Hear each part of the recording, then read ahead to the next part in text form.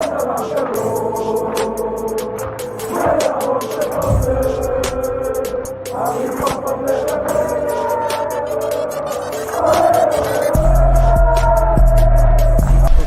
out to Kopish. Shout out to Kopish, guys. All the good work the up. Two legends, Emil Heskey, Howard Gill.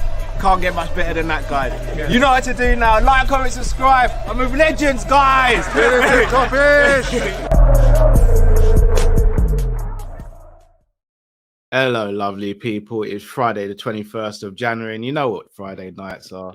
As Conroy says, it's Kop-Ish Friday. It is Rival Watch and Kop-Ish Call-In, the show where you guys get to come in and make your voices heard. A channel from the fans for the fans. Drift, how you doing this evening? We're on our way to Wembley. We're on our way to Wembley. We're on our way to Wembley. What's going on, bro? I'm good, bro. Sipping on those tears of Arsenal fans, bro. I'm feeling a little dehydrated, bro, because there's bare salt in them tears that I've been drinking. Yeah, I know, it's horrible, isn't it? Yeah. You know, yeah. Have you ever been in? I don't know what sea is connected to like the Caribbean and all that. Wherever that sea is, it is salty as hell, bro. I don't know if you've ever been in it, bro. You're like, I'm gonna die, but Arsenal team. No, it starts going in your eyes. You're like, why'd I swim this far from the beach? I'm gonna drown. Yeah, that kind of salt, bro. Yeah. So obviously, guys, you know how the schedule works. But for anyone new, you get 2 minutes to call in. So you get 10 seconds to introduce yourself, 2 minutes to say what you want to say, whether it be a rant, statements, or questions for me and Drift. If they are questions, me and Drift will spend a minute after your call chopping it up. But we are going to be very strict tonight, guys. So we're going to put a timer on the screen.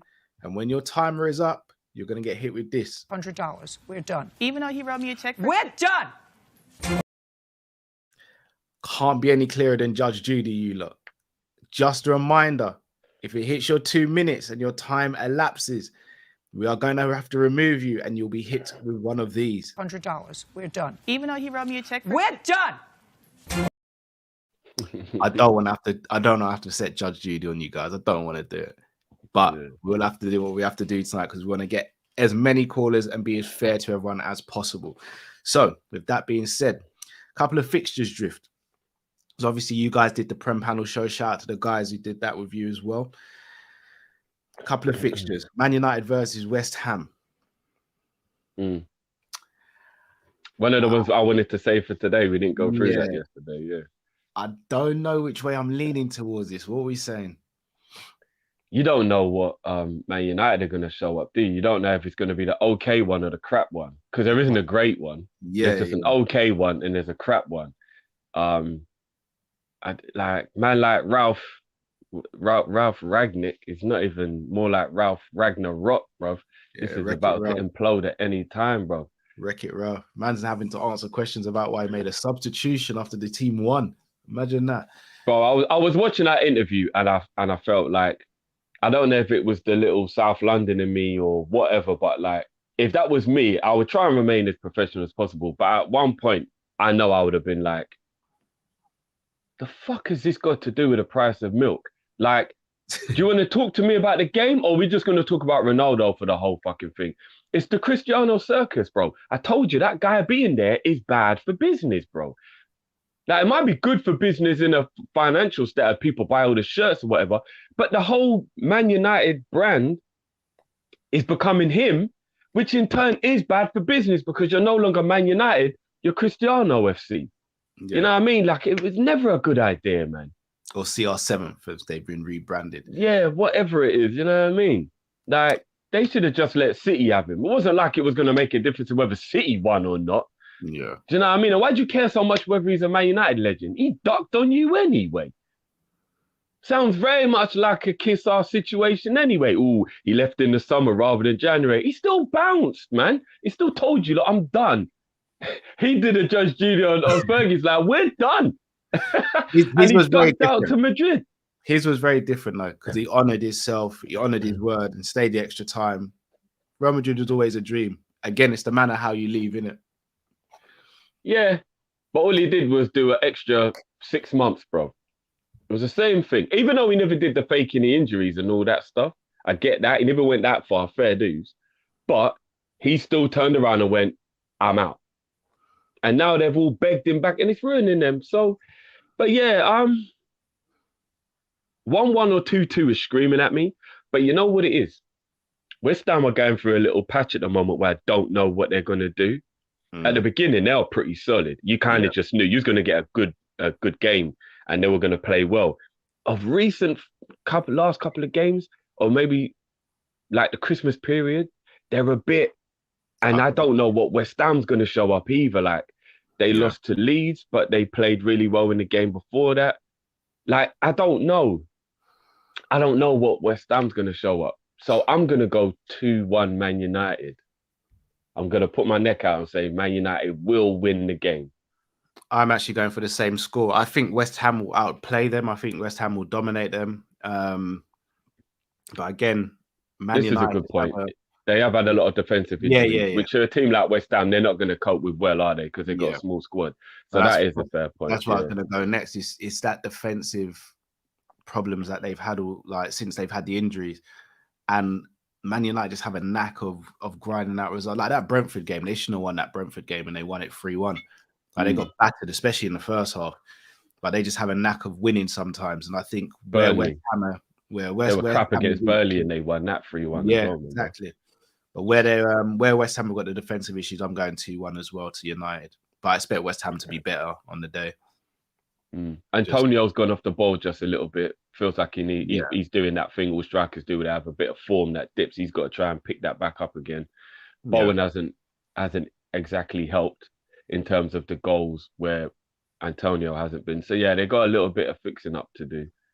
But yeah, I'm gonna go 2-1. Man. Yeah, so Southampton, Man City. I mean, we thought they would walk them last time and it was a draw. But 3-0 City. Sorry, just to confirm in the comments, Darth Drifty's on one tonight. It's not my birthday today. My birthday's in August. It's not my birthday today. God Drift. Yeah, so it was 0-0. I think it was in their last game, right? And remember, everybody thought they were going to beat them like 7-0, whatever. So I'm thinking, am I giving it that false thing of like thinking that there's a possibility that Southampton might be able to do that again? Or will this time be the time like it was when we thought it would be that time because they weren't in as good a form as they're in now? And this time will be the 7-0 or whatever. But Southampton have been playing quite well recently, brother. I know you lot don't agree with me, but Hasselhouten is our bad boy manager. And I feel like he's got scraps at that club, bro. And those bits where they go down, it's just the players being what they are. And then when they come up, that's him bringing them up. I mean, they did just lose to Wolves. Yeah, but then they beat Brentford very convincingly the game before that. So they're still playing all right themselves. Wolves are a good team, bro. Losing to Wolves isn't bad. No, losing to Wolves is actually quite normal this season, to be honest. Not 3-1. Wolves aren't a team that score a lot of goals. They keep clean sheets and they're good defensively. I can't. I'm going 3-0 City, especially, and Pep likes to hold a grudge. Any team that gets one over, I get that. He holds a grudge, man. He ain't gonna. Hasselhouten is good at playing big teams and stifling them. Another reason why I feel like he is an underrated manager. I'm gonna go a rubbish manager. I just don't think I hold him as highly as you do. I'm gonna go 2-0 City, but Southampton may be able to get a draw. And it's at St Mary's, right? Yeah. They may be able to put. Come on, Southampton. But I'm gonna go 2-0. 2-0. Fair dues. I'm going 3-0 City. I think it's gonna be a light day at the office for them, if I'm gonna be honest. Early learning Arsenal versus Burnley. Is it at the Early Learning Centre? It is at the Early Learning Centre. Mothercare. Bare etch sketches and fridge magnets and that. Bare VTech. I'm going with an Arsenal win though. Burnley are horrible at the moment. Yeah, they got their best striker taken as well. Is he even their best striker, or is he just a striker at the club? No. I mean, I know Kone maybe physically and technically maybe their best, but over the stretch of the last few years, Wood is like definitely their best striker. Between him and Barnes, but that's Well, that's low. statistically, he's outscored Barnes by like double, I think, or something like that. Oh, is it? Yeah. He's actually been quite prolific considering the team he plays for. He's got a goal every 3 games. If you play for Burnley, that's a good return, bro. Burnley don't do anything, bro. Burnley were one of the most horrible teams I've ever watched. At least with Stoke, they had little fun facts about them. Facts about them. Had a Rory the lap throw and stuff like that. Burnley are just, it's like, you watch them and you're like, the pitch is horrible. Yeah. The stadium's horrible. It's like, and you lot rate McNeil, don't you? Yeah, I'm not saying I'd have him at Liverpool. Oh, okay. But I do like, I think he's ready for a step up. What, like a Wolves step up? I think somewhere like a Palace would be good for him. Maybe. I got a shout out to Football Daily. I was watching their show the other day and they were speaking about him and said he's the sort of player that could easily convert to a left back as well because his tackling figures are really high because of how they play. But also his crossing is really good as well. So he's a versatile player. I like him, but I wouldn't have him at Liverpool as a first choice. I think he's decent. I see a lot of people in the chat think Burnley are going to pull off a win. I don't. And you know what? All the jokes to one side, Arsenal beat the small teams. I think if there's anything we can give them this season, that they are beating the Norwiches and you know what I mean? Like they're not really doing that. They're only losing to the teams where the step up in class is a level on airs or above them. So if it was Wolves, I might be like, ooh, there's a possibility this one's going to go. You know what I mean? But when it comes to... No midfield, no Party, no Xhaka. No, I think Xhaka's back, bro. Didn't he only get a 1-match ban because it wasn't violent conduct? I'm not sure. It was a professional foul and it was the last man. He got sent off for being the last man. So I'm sure it was only a 1-game ban. So I think he's back for this one.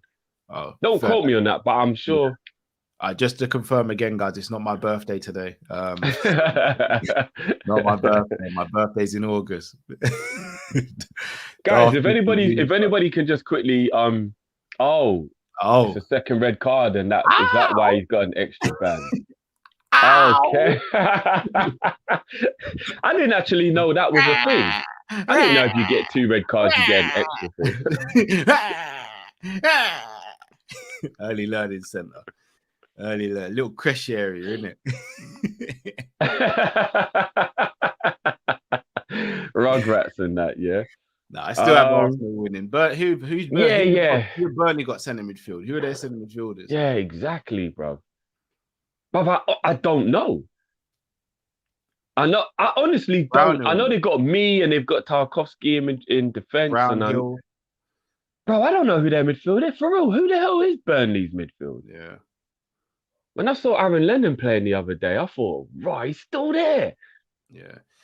Burnley, I think Burnley are going to get beat quite handily in this. I reckon it's be about 3-0. I was going to say 2-0.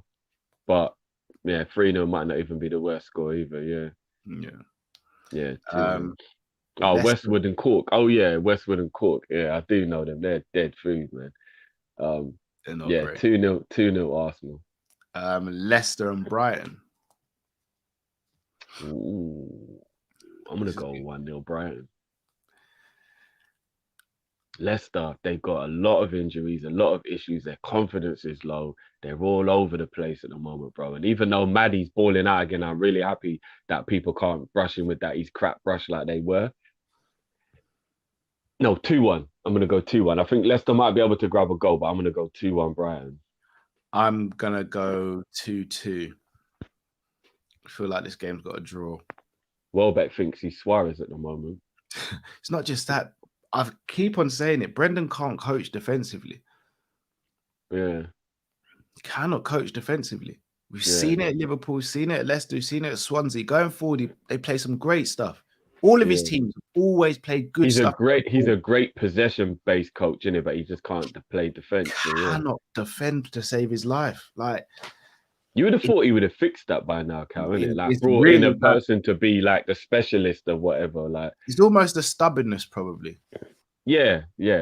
All the managers who think they're great have that in them, don't they? Yeah. Really? Yeah, but he can't be claiming that he's great when apart from Scotland, he's not won anything, and that's not even me trying to be No, he disrespectful. won the FA Cup, bro. Fair enough, but you know what I mean. Like, you can't be that stubborn when it's just an FA Cup, in it. You can't be. So I think something's got to change. But I see a draw over this. Brighton are tough to beat, as we know. Brighton are really tough to beat. Even when City beat them, even Pep come out of that game was like, them man are no joke. They're no joke. They know how to play football. So You see how well they played against Chelsea, brother, midweek. yeah, I'll be But honest. they're a good footballing team, you know. Like if they're the killer, like That's say what you could just go into an alternate universe where they could have an Mbappe or a But I'm not Lewandowski or even something like Mbappe. that. I'm not even wishing this into existence. They had an Origi. It's a different team. That is very true. Like, they don't even need an Mbappe. Like, and again, Mm. I don't even think Mopé's rubbish. Mopé's actually good. He Yeah, gets he's good all goals. right, isn't it? He is actually all right. I think they're lacking a winger and a striker. If they Even get Basuma weren't even playing in the game against Chelsea as well. If Basuma was playing, they might have won the game, bro. But you know what that says to me? System, coaching. Potter's about this life. He's about it. And he 'Cause for you don't to have lose it. your best He player- don't have it. You try to ban him up in a press conference and he Yeah. don't have it, bro. But for him to lose his best player, go to Stamford Bridge and still be comfortable, says a lot, bro. Because we weren't comfortable at Stamford Bridge. Yeah. We for were real. not comfortable. Brighton were comfortable. Quality stuff. Yeah, Big yeah, fan of Trossard. I like Trossard, man. He's good still. I His like penalty him. was a bit mad the other day, though. I'm not gonna lie. Did a mad penalty. I can't remember against who. I think it might have been against Palace. I might have missed that one then. Yeah, I Yeah, can't mad remember. penalty, bro. He just lax. Oh, he missed it, I'm guessing. Oh, Yeah. it's bad, bro. Anyone can miss penalties, though, innit? Nah, not like that, bro. When you see it, you see it's bad. Right. He's Trossard. Do you know who Trossard reminds me of? Do you remember his name begins with a T as well, and he was at Southampton and he went back to Ajax. Oh, Tadic. Tadic. Trossard reminds me of Tadic. Like, he's techie with it. He's got the my feet in bad. that. Apologies. That wasn't. It was Pascal Gross who took the penalty, not Trossard. Oh, okay. Either way, Pascal, he's got some answering to do still. No, Pascal Gross again, another decent player. Like, Brighton have got a nice little Cucurella at the back as well. Yeah. Hey, Good man, left back, bro. he's like, you guys, I'm going on a run. Yeah. And then he's off, bro. Hey, Bob, I'm not even gonna lie. When I see these men with these luxurious hairstyles, I'm just like, do you appreciate that? Yeah, the fact that hair grows out of your head. Yeah, do you appreciate that? Okay. But even Lamptey's another one. Yeah, little bad boy. I'm not gonna lie. Lamptey's a baller, bro. I would take if Lamptey was able to play on the left hand side as effectively as the right hand side, I'd take him at Liverpool. I mean, he's very injury prone now, which is a problem, isn't it? Yeah, that is the only thing. But and the fact that he's got pace means he's going to keep getting injuries. So, you know what? I know maybe I'm being ignorant, and just because they're both short, why I'm feeling like this. But he feels to me like a right back version of Kante. Like his characteristics and his thing feels very similar. He's very aggressive. I mean? Very aggressive. Yeah. On and off the ball, but not in it's controlled aggression. It's not just stupid aggression, it's controlled. It's quality, man. Yeah, I like him, man. He's good, man. And then probably the big game of the weekend, Chelsea versus Spurs. I can't remember what I gave for my prediction yesterday, but do I feel different today?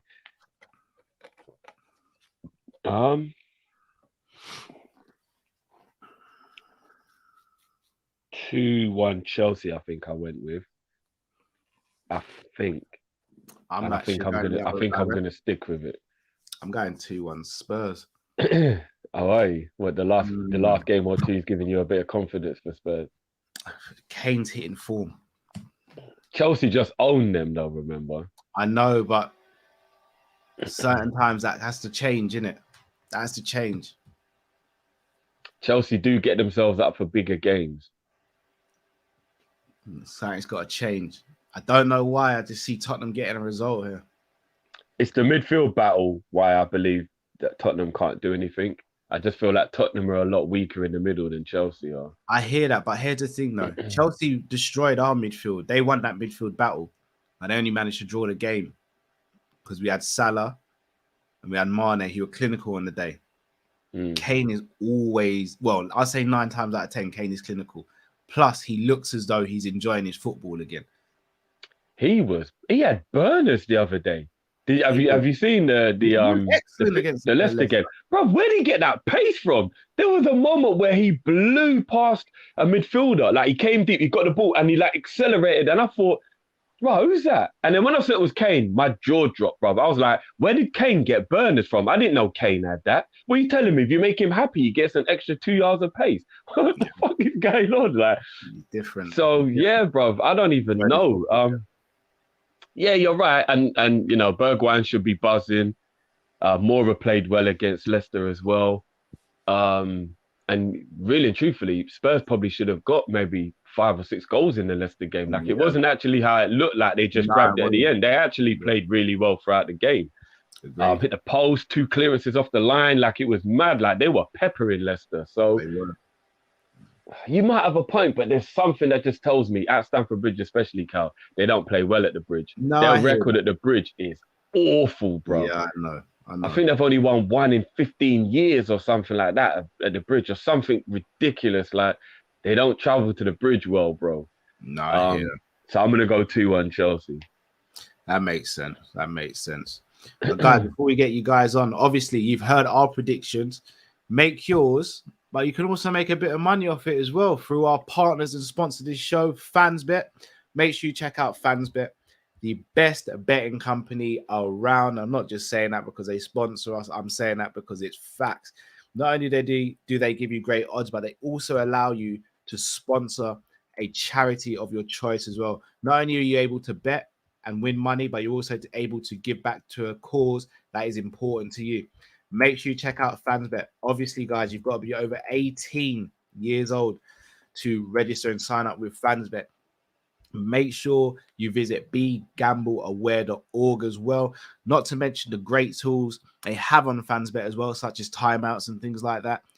Make sure you check out the welcome offer where you can bet £10 and get £30 and 10 free spins on registration. Go and check them out now. FansBet, the way to go. Let's do this. Rightio. People, it's about that time. We're going to get you guys in. Oh, for anyone asking, Crystal Palace preview is going to be tomorrow afternoon. We're going to get Crystal Palace preview done tomorrow afternoon. We've got a Palace fan for that as well, so that should be good fun. Cal, I'll say let's hit the supers before we bring the people in so we don't forget. Cool. A-Spec says, my dream transfer window is Rafinha, Martinelli, and Basuma. Why you'd actually bring Martinelli in? I like the kid. He is good. Yeah, he's good. Nowhere Arsenal's selling him to us though. But there'll definitely be people I'd pick over him though. That's the thing. But he is good. I do like the kid. Yeah, Martinelli might, if Arsenal aren't careful, Martinelli might be in danger of getting picked by one of the bigger boys this summer. But I can imagine an Italian club or one of them clubs coming in and being like what Roma did with Tammy Abraham and being like, just come over here, man, and play better football and maybe win. I'm more thinking of someone like I wouldn't be surprised if someone like a PSG or Dortmund looked at him. I don't think PSG would want him, but Dortmund, that's a good shout. I wouldn't be surprised about PSG. You think he's good enough to go to an elite team? Not a starter, but he's better than someone like Moise Keane when they brought in Moise Keane. Yeah, that's true. Pimping the Stress says, Arteta attacks, #early learning arena. Evening, guys, you never walk alone. Enjoy it, bro. Enjoy it. A-Spec says, Martinelli gives me young Mane vibes and Jurgen Klopp likes him. I don't think he's similar to Mane, but very good. Not playing style, but yeah, he's good, man. Big up to Steven's 17th birthday today. Let's drop the beat for you. Happy birthday, bro.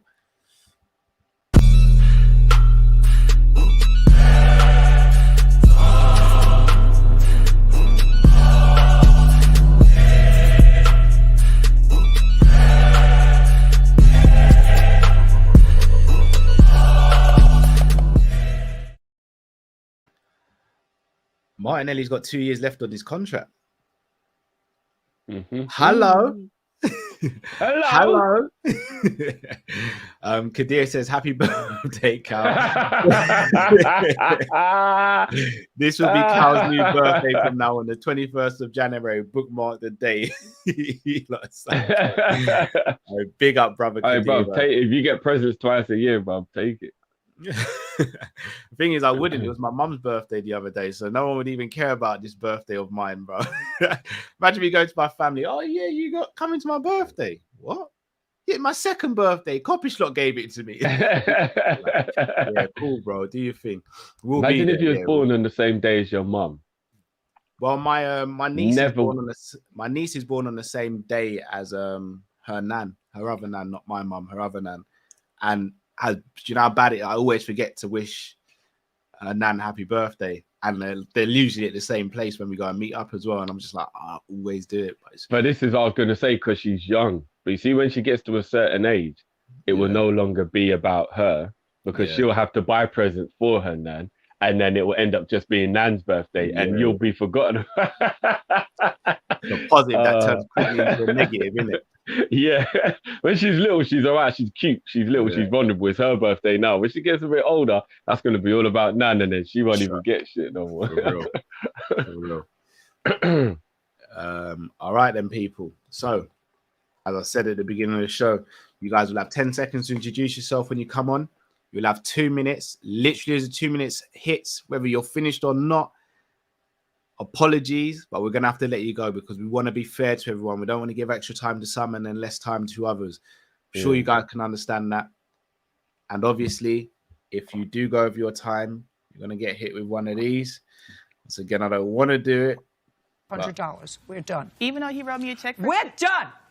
It's harsh. I know it's harsh. It is really, even when you watch it, it's harsh. We got love coming in from Mexico. I think that might be the first time. Big up yourself. Someone from Mexico. Yeah, big up. Viva Mexico. Yes, I see it. Big up. Just before anyone comes in, Julian Alvarez apparently to Manchester City, it seems. Not surprised. You operate they don't even need anybody, man. You don't need no other body. Well, they just lost Torres, isn't it? This is a Torres replacement. Plus, he's a striker as well. So that's the point actually. And I think Torres would have been a brilliant striker for them. So to be honest, I'm actually kind of glad he's gone. Okay, he's a baller, you know, Ferran Torres. It's going to be interesting to see how it all works out because it's just, again, it just shows City that they don't play about. I mean, there was obviously talk about, is Kane going to go back? Are they going to go back in for Kane, Haaland? I mean, if they get Julian Alvarez and Haaland's still on the market, I'm over the moon about it, Drift. I'm not going to lie. I'm over the moon about it. I hear that. The link's already out, guys, by the way. Couple people saying how, just if you scroll back through the chat, guys, you'll see the link to jump in. It is indeed. All right. Going to bring on our first caller of the evening. Or should I say the evening? Evening.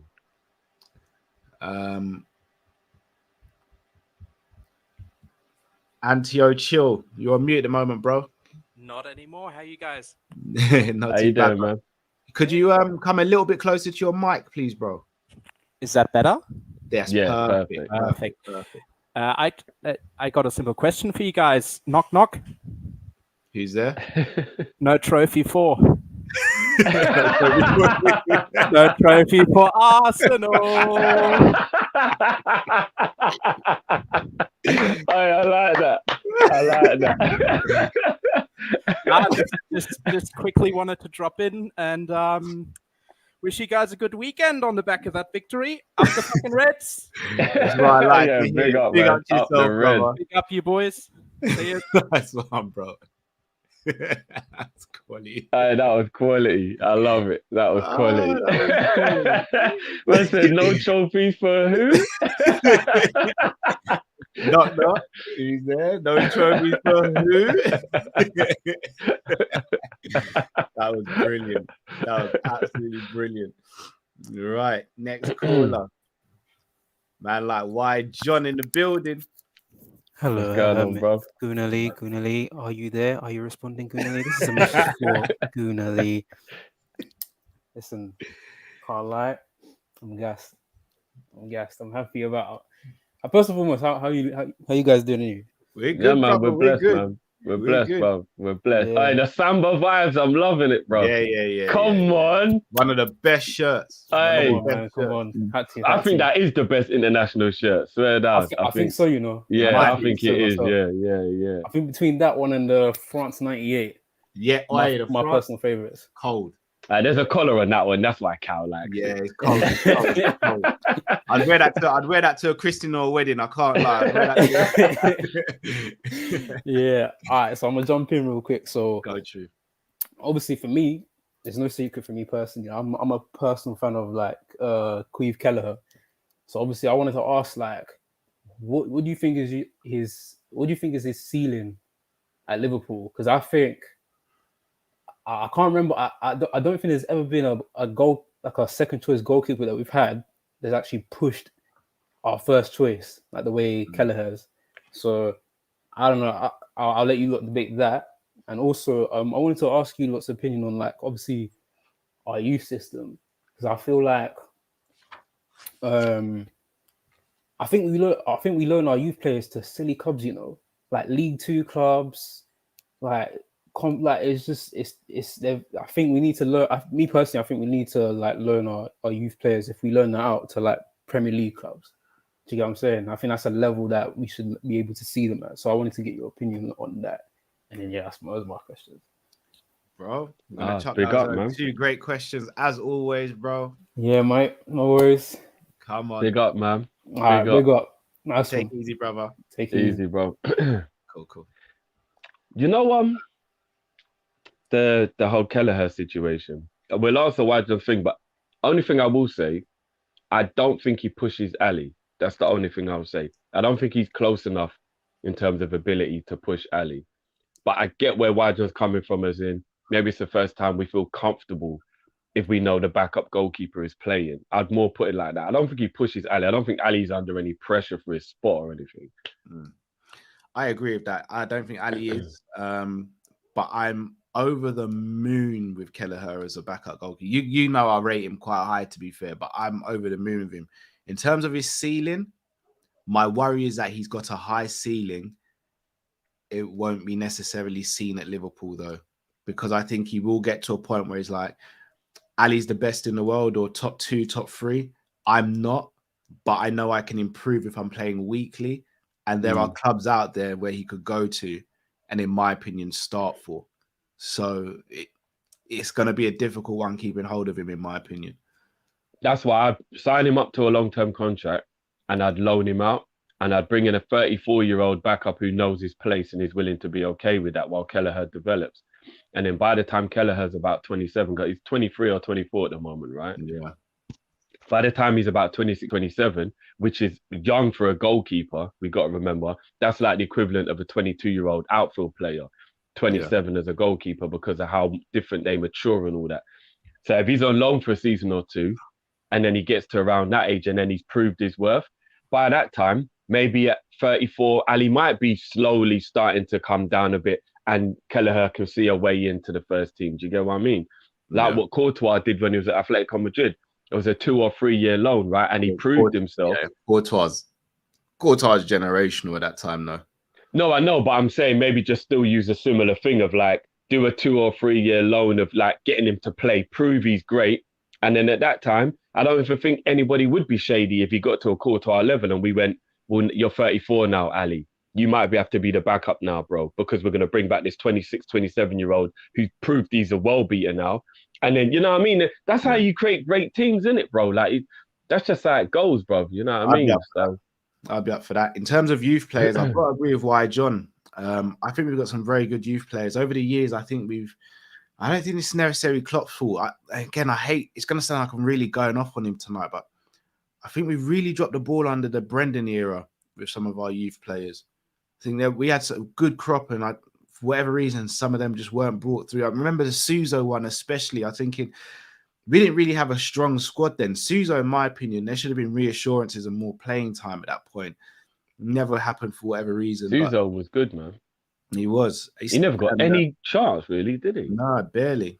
I think at the moment, I think in our youth setup, it seems as though some of the players are kind of knowing to an extent that they're good enough to go somewhere and get regular first team football as opposed to be under 23. So we saw that with like Remy Savage, for example, who moved on in the summer. He's a good player and could have potentially been featured in some of the games as well. Say that again, sorry? Chiravella, sorry, yeah. Yeah, he was slightly older though. Yeah, he was slightly older though. But I think that kind of proved he was never given a chance because he got to that age where he almost had to go because we never ever gave him a chance. You know what I mean? Yeah, but again, his one was difficult because he was in one of the hardest positions in the team to break through. Yeah, that is true. Someone like Cometio, again, I don't know how he does on loan. Reece Williams looks like he's coming back off the loan at Swansea because of Nat Phillips. But I agree. I'd like us to more Blackburn type of loans. Be very shrewd with how you're doing your loan system because if you send players to clubs which have a similar philosophy to you, even if it's not replicated exactly, then it could help you to actually judge whether that player is going to be good enough for the team or not. Let's say, for example, we sent a player to a couple of names there, Sergi Canos, Camacho, I had high hopes for. But say, for example, we sent a player on loan to Burnley. We can't judge that player because they play such a different style to us. But if you send a player to like a Brighton or somewhere like that, then you could maybe get a bit of a flavor as to, you know, what they could potentially do. Liam Miller's another one we let go. I think Liam Miller was well within his rights to try and get at least a Carabao Cup game here or there, but never happened. So I'm not sure. But I think, again, with this new training complex, the way it is now, maybe that could change. Awanini, another one. But I think that was work permit issues, if I'm not mistaken. Yeah, what is the Muzalowski situation like? Every time we've wanted to play him, he's either been injured or ill. So I don't think does that just mean that means there's a problem then? No. It's just bad timing. He's just been unlucky. He scored surely it just literally can't always just maybe is he maybe injury prone then or something? No, he's not. No, not even. He's just been unlucky. He scored 2 goals the other day. Musialowski's good, man. He'll be fine. Him and Gordon. No, I know he's good. I'm just thinking if he's always unavailable whenever we need him, bloody hell, he sounds like Naby, bro. It's only been like twice, to be fair. Well, we've played 4 rounds of that cup, and he probably should have featured in all of them, really. Oh, that's what I'm saying, though. The first couple of games, though, we had everyone available in it, so there's no way he was going to get any game time.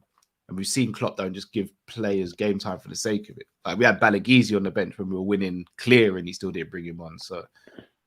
Yeah, but he's meant to be the truth, though. Yeah, that's another. You'd think he would get an Elliott type level of, you know what I mean, where you might give him a little bit of an acceleration compared to the others because he's more advanced than the others. Yeah, I believe so. Right, next caller. Yeah, you see yourself. I see you. I see you.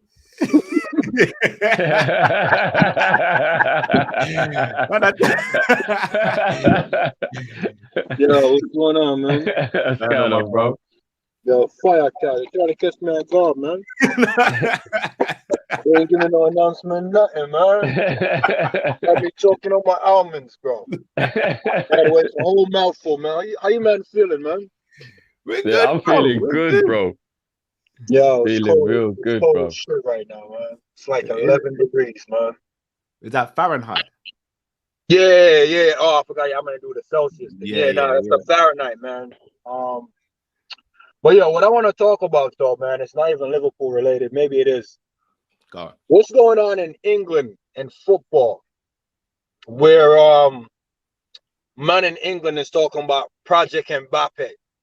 I ain't hear nobody saying Project Trent with their kids, man. Like, is it because he played for Liverpool and there's no other English bad boy besides Foden? Even a Project Foden is a cold project, man. I'm just saying. Project Foden is a cold-ass project for the little man, any little man. But I don't know. I think it's an England vibe, man. Y'all don't really parade y'all ballers around. And y'all had one of the greatest generation of footballers and won nothing because all of y'all was on some club beef with the Lampard, Gerrard, and all of them, man. Y'all should have won something, man, but I don't know what's up with England. And, I don't know what's up with that. As far as Liverpool is concerned, are we that hated in England, man? Yes. Yep. Yo, nobody big up a Liverpool player. He can be on top of the world. You don't care where the player is from. Example, Salah. Yo, I don't know how that man ain't winning nothing, man. Individual awards. Man came in 7th on that Ballon d'Or list. That was criminal. Team of the year, man, even wasn't on the bench. Is that a Liverpool hate or what, man? Because if it is, man, I might just want to go somewhere where the hate ain't really that great. For like, certain man down there at Villa doing things. Man, you'll catch a straight bullet being a Liverpool fan, and that ain't cool. So I want that man to just let me know so I can be safe out in these streets. You know what I'm saying? Because being a Liverpool fan ain't it right now. I'm telling you. That's all I got, though, man. Hope you guys have a good one. Hey, Zabiri, all jokes aside, this week I'm going to holler at you on WhatsApp. Oh, yo, yeah. I didn't want to put you out there like that. No. I just put yourself out there. I was never going to bring it up because I'm like, I don't want him to come at you. But, yeah, give me a holler, man. Nah, I will. 100%. 100%. We got to talk about some things, man. Yo, Drifty, fix up. You can't have KALL-IN, man, coming on the stream looking fresh and you got some One Love shirt on, man. You gotta Bro, it's always one love, bro. Nah, it is always one love. Nah, I was gonna come in hard and I saw the shirt and I'm like, nah, I can't say nothing. I can't say nothing. Drifty, I'm on to you, man. I can't find nothing right now, but I'm on to you. You know I know you are, bro. I know you are. And I'm gonna leave you guys with this. I think you guys should not bring Gunnar Lee on, man. Just make them off and let them know not here tonight. He's not make here. them off. Just pretend to bring him in and then just cut him out, man. Yeah, I mean, do him like Parky, fly him in first class on the private jet and then just get him off the field. You know what I'm saying? Do him dirty. Yeah, no love, man. No love. Hey, the big up as always, bro. Big up, man. Yo, Cal, we'll talk, man. Drifty, big up. I don't know what Matt said, but send my love and my regards. You know what I mean? Everybody in the chat, yo, bless up, man. You know what time it is. Bless you, big up, man. Big up. Big up Zabiri. He's absolutely right. I've been saying this for ages, a long time. I think you said it a couple of times, Drew. We look at abroad and automatically think there's better players abroad. We've got some very talented players over here. More than ever, to be fair. Oh, and like you guys know I call it Project Gerrard in my household, but it's real. If Trent was from another country, the talk that we'd be talking about this guy, and it's like, because he's English, he just, I can't defend. Like, if he was Brazilian, he would be a wet dream for majority of football fans and teams, bro. Like, he's dominating games from right back. At the age of 23. He's had 3 less assists than Messi in this playing time since he started playing. At right back. At right back. And we're talking about the greatest player arguably ever, people are saying, right? And he's only got 3 less assists. It's the hardest league.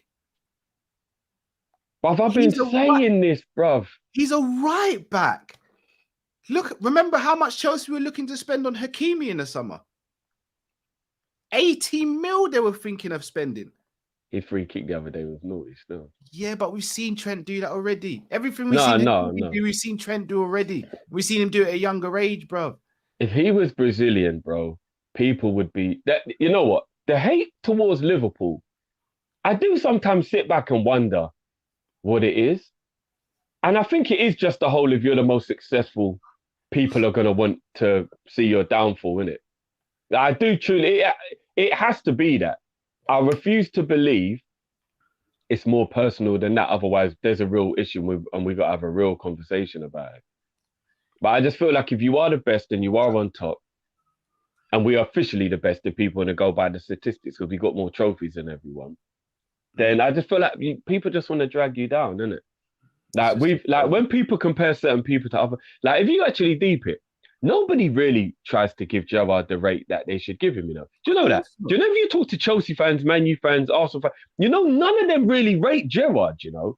That is hating on a level that I can't even comprehend. Spanish fans love Gerrard. Because they know ball, bruv. German fans love Gerrard. You think Mourinho at his peak was silly wanting Gerrard? Everywhere he went, he tried to get him. Chelsea tried to get him. Inter Milan tried to get him. Real Madrid tried to get him. Come on now, bro. You didn't try and take Lampard. And if you have a conversation about strikers, like, I mean, how many people around the world can really say they got a striker that can talk to Ian Rush? Like, really? Like, we're gonna have a real conversation. Who have you got that you can bring to the table and talk to Ian Rush? Ian Rush don't get put in any conversation. Ian Rush. Kenny Dalglish. The king. Fowler. Like, Fowler. Bruv, like how many teams really have strikers that you can really put in the conversation with these boys? Michael Owen. I wasn't going to say Owen because I thought you let call me biased. But Michael Owen when he was in his peak, bro. Come on, man. It's getting ridiculous. Mad. It's getting ridiculous. And nobody truly ever deeps it and goes, do you know what? Oh, no, for real. You know that it's weird, bro. It's weird. I still get told that Salah's just a goal scorer. Okay. He's the best at it, isn't it? He's the best at it. I'm even deep in it. Like Hansen. How many teams have got a centre back in their history that's better than Hansen? Man, I'm going to talk Van Dijk is happening right now, but from what I've seen and what people have told me, Hansen was Van Dijk back in the day. Like jockey, you know. Jockey, this is what I'm saying, bro. They used to call Hansen, they used to call him Jockey. John Barnes. How many wingers out there can talk to Jonathan Barnes? Bro, it's mad, innit? It's real. And nobody really ever gives the flowers, innit?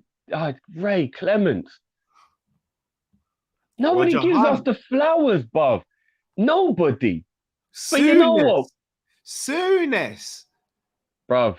Come on now, man. Come on. Do better. Do better, world of football. Yeah, it's real though. But let them hate, innit? Let the haters hate, man. If you ain't got haters, you ain't winning. Simple as that, man. Boy, it's got to stop. Got to stop. Right, next caller. Aye, Stephen Highway was off bad, man. Joe. You're on mute, bro. You're on mute, bro. You're on mute, bro. I can't give you back those couple seconds I was on mute there. Thank you very much, guys. What's going on, bro? Hey, guys, this is my very first time that I'm actually live with you guys. I look at all these shows back. Basically, I'm calling from the Caribbean. I'm calling from Trinidad. We know. We know. Yeah. And I have to look back at the shows. This time normally is the time when I'm either busy doing something. So, later on in the evening, Caribbean time, I will look back at the shows. So yeah, so really glad to be on, you guys. This community is an amazing community. So really glad to just be part of the whole vibe. Love, man. Big up, man. So you can start my time now, please. Yeah. I remember Jurgen Klopp saying a couple years ago, I'm not sure how long, and I'm paraphrasing. He said, "I don't want to coach the best team. I want to coach the team that can beat the best team." And I remember when I read the quote, I said, wow, that's deep, boy. I don't want to be the best team, but I just want to be able to beat the best team. And over the last couple of seasons, guys, I kind of was wondering now whether or not that statement by Jurgen is causing us to be in the little upheaval that we kind of experiencing in terms of the rebuild and the evolution of the team. Because is it that Jurgen, along with FSG and the owners, just want to be able not to have the best team in the world, because I think we're in a position where we could actually know we have, as you always just say, we have some of the best players in the world right now. We don't want to be the best team in the world. Do we just want to be able to beat the best team? That statement kind of, when Jurgen made it, I said it was deep, but now again, a little worried by this statement. Jurgen Klopp is, using a quick analogy, guys, like the best dad. Yeah. Daddy is the best daddy ever. You can't bad talk daddy at all, because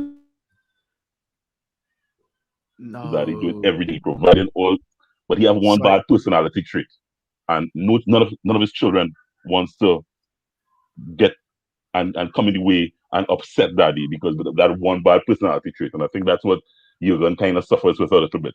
I just want you guys to debate one thing for me.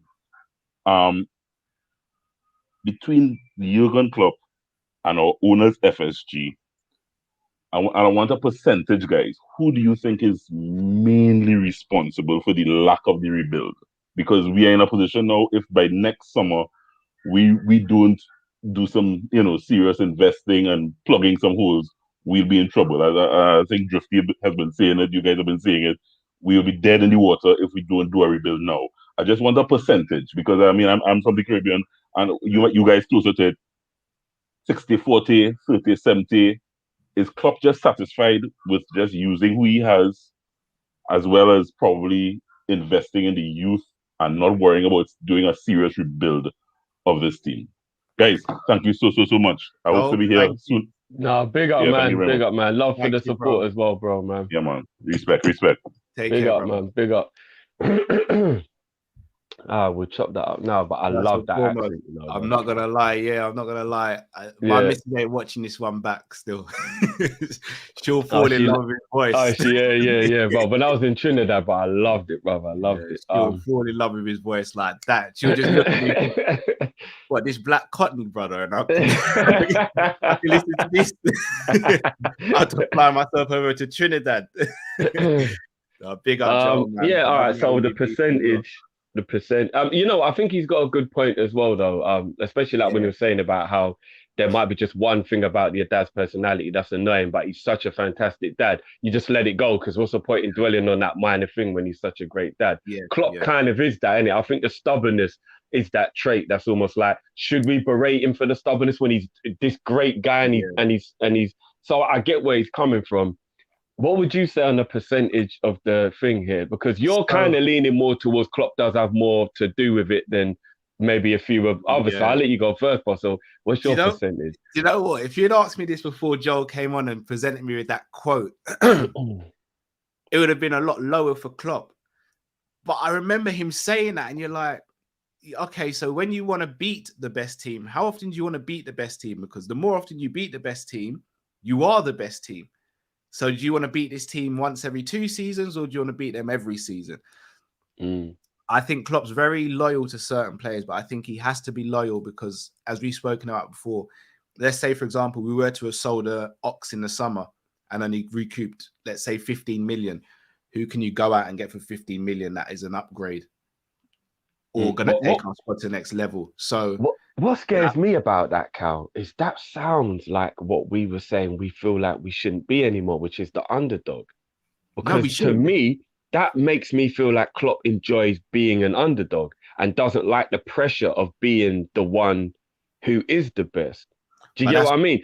I thought that would have changed when we signed a player like Thiago, because a Thiago signing means you're no longer an underdog. You're creme de la creme now. Thiago don't go to a team that's developing. He goes to a team that's fully, at the age of 29, he goes to a team that's fully there. So it does worry me a bit, though. That sounds very underdog-ish. No, it does.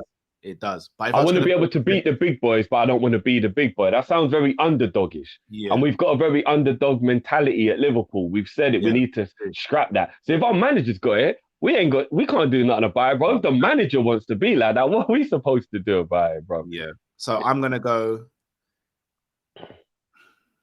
70% FSG. I thought he was gonna say Klopp.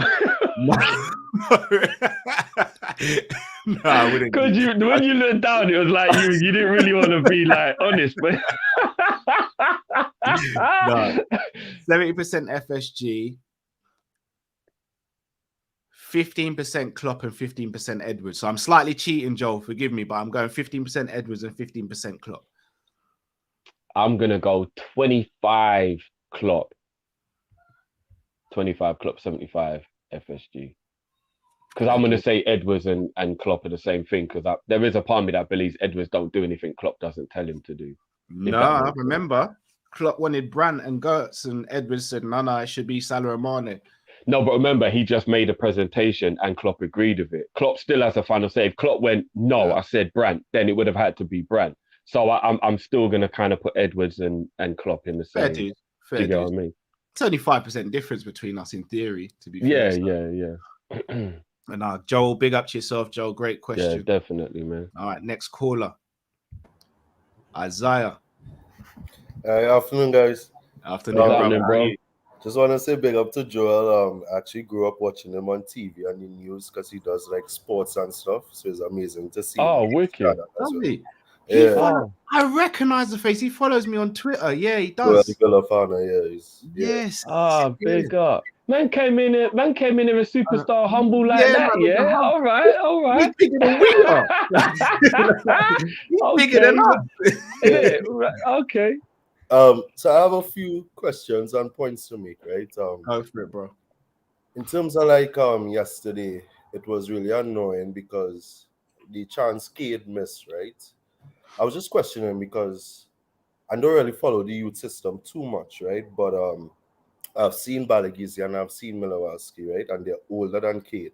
So I don't know if it's like favoritism with the selection of the youths as well, because I don't understand why Cade is getting the sunlight and there's Balagizi and Milwaukee that would have definitely finished their chance, especially Balagizi, very, very strong, unselfish, and he links up very well with Milwaukee. So I'm just confused by that, if Carl could clear that up. Also, in terms of being a Liverpool supporter, I never expected us to like buy the Mbappes, the Highlands, and stuff like that, right? I always grew up watching us. Like I would go on YouTube and watch like, okay, who we could buy and stuff like that. So like I would look at Rafinha, Anthony, Isak, put Trent in midfield, buy like Lamptey, or this guy from Aston Villa, the right back. I think it's Matty Cash. Cash, yeah. You know, Cash, I really want to see Trent in midfield, especially stuff he's doing. Trent will be different in midfield. So I never expected us to buy the stars. So us being the underdog is really okay because I always love that about Liverpool, that we don't buy stars, we create stars. But it's really worrying recently because other than Jota, we're not really buying like how we used to like buy the little underdog player, mold him, like how we would buy Coutinho, make him a star. So it's a bit confusing as to what's going on. So I'm really worried as well.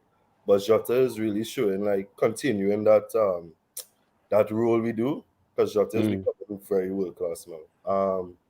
So that's just what I want to say, like to just clear up that if it's that Balagizi and Milwaukee was injured, because I didn't understand like why Milwaukee especially wasn't starting before Cade. Yeah. And that's me. Big up from TNT, big up Kopish. We love each other. Yeah, you're another one. I'm not gonna play back to the missus still. Bless you, bro. Much love, yeah, love up, man. Big up, man. Thanks. I'm never gonna lie, bro. I'm loving the love from Trinidad today. We got Jamal in the building as well. I see Jamal up in the chat, man. Yeah, the best roti you can find in the world, boy. Yeah. Jeez. And because I've been Trinidad, it's given me that extra feeling of like, because I loved my time there. It was such a beautiful place, man.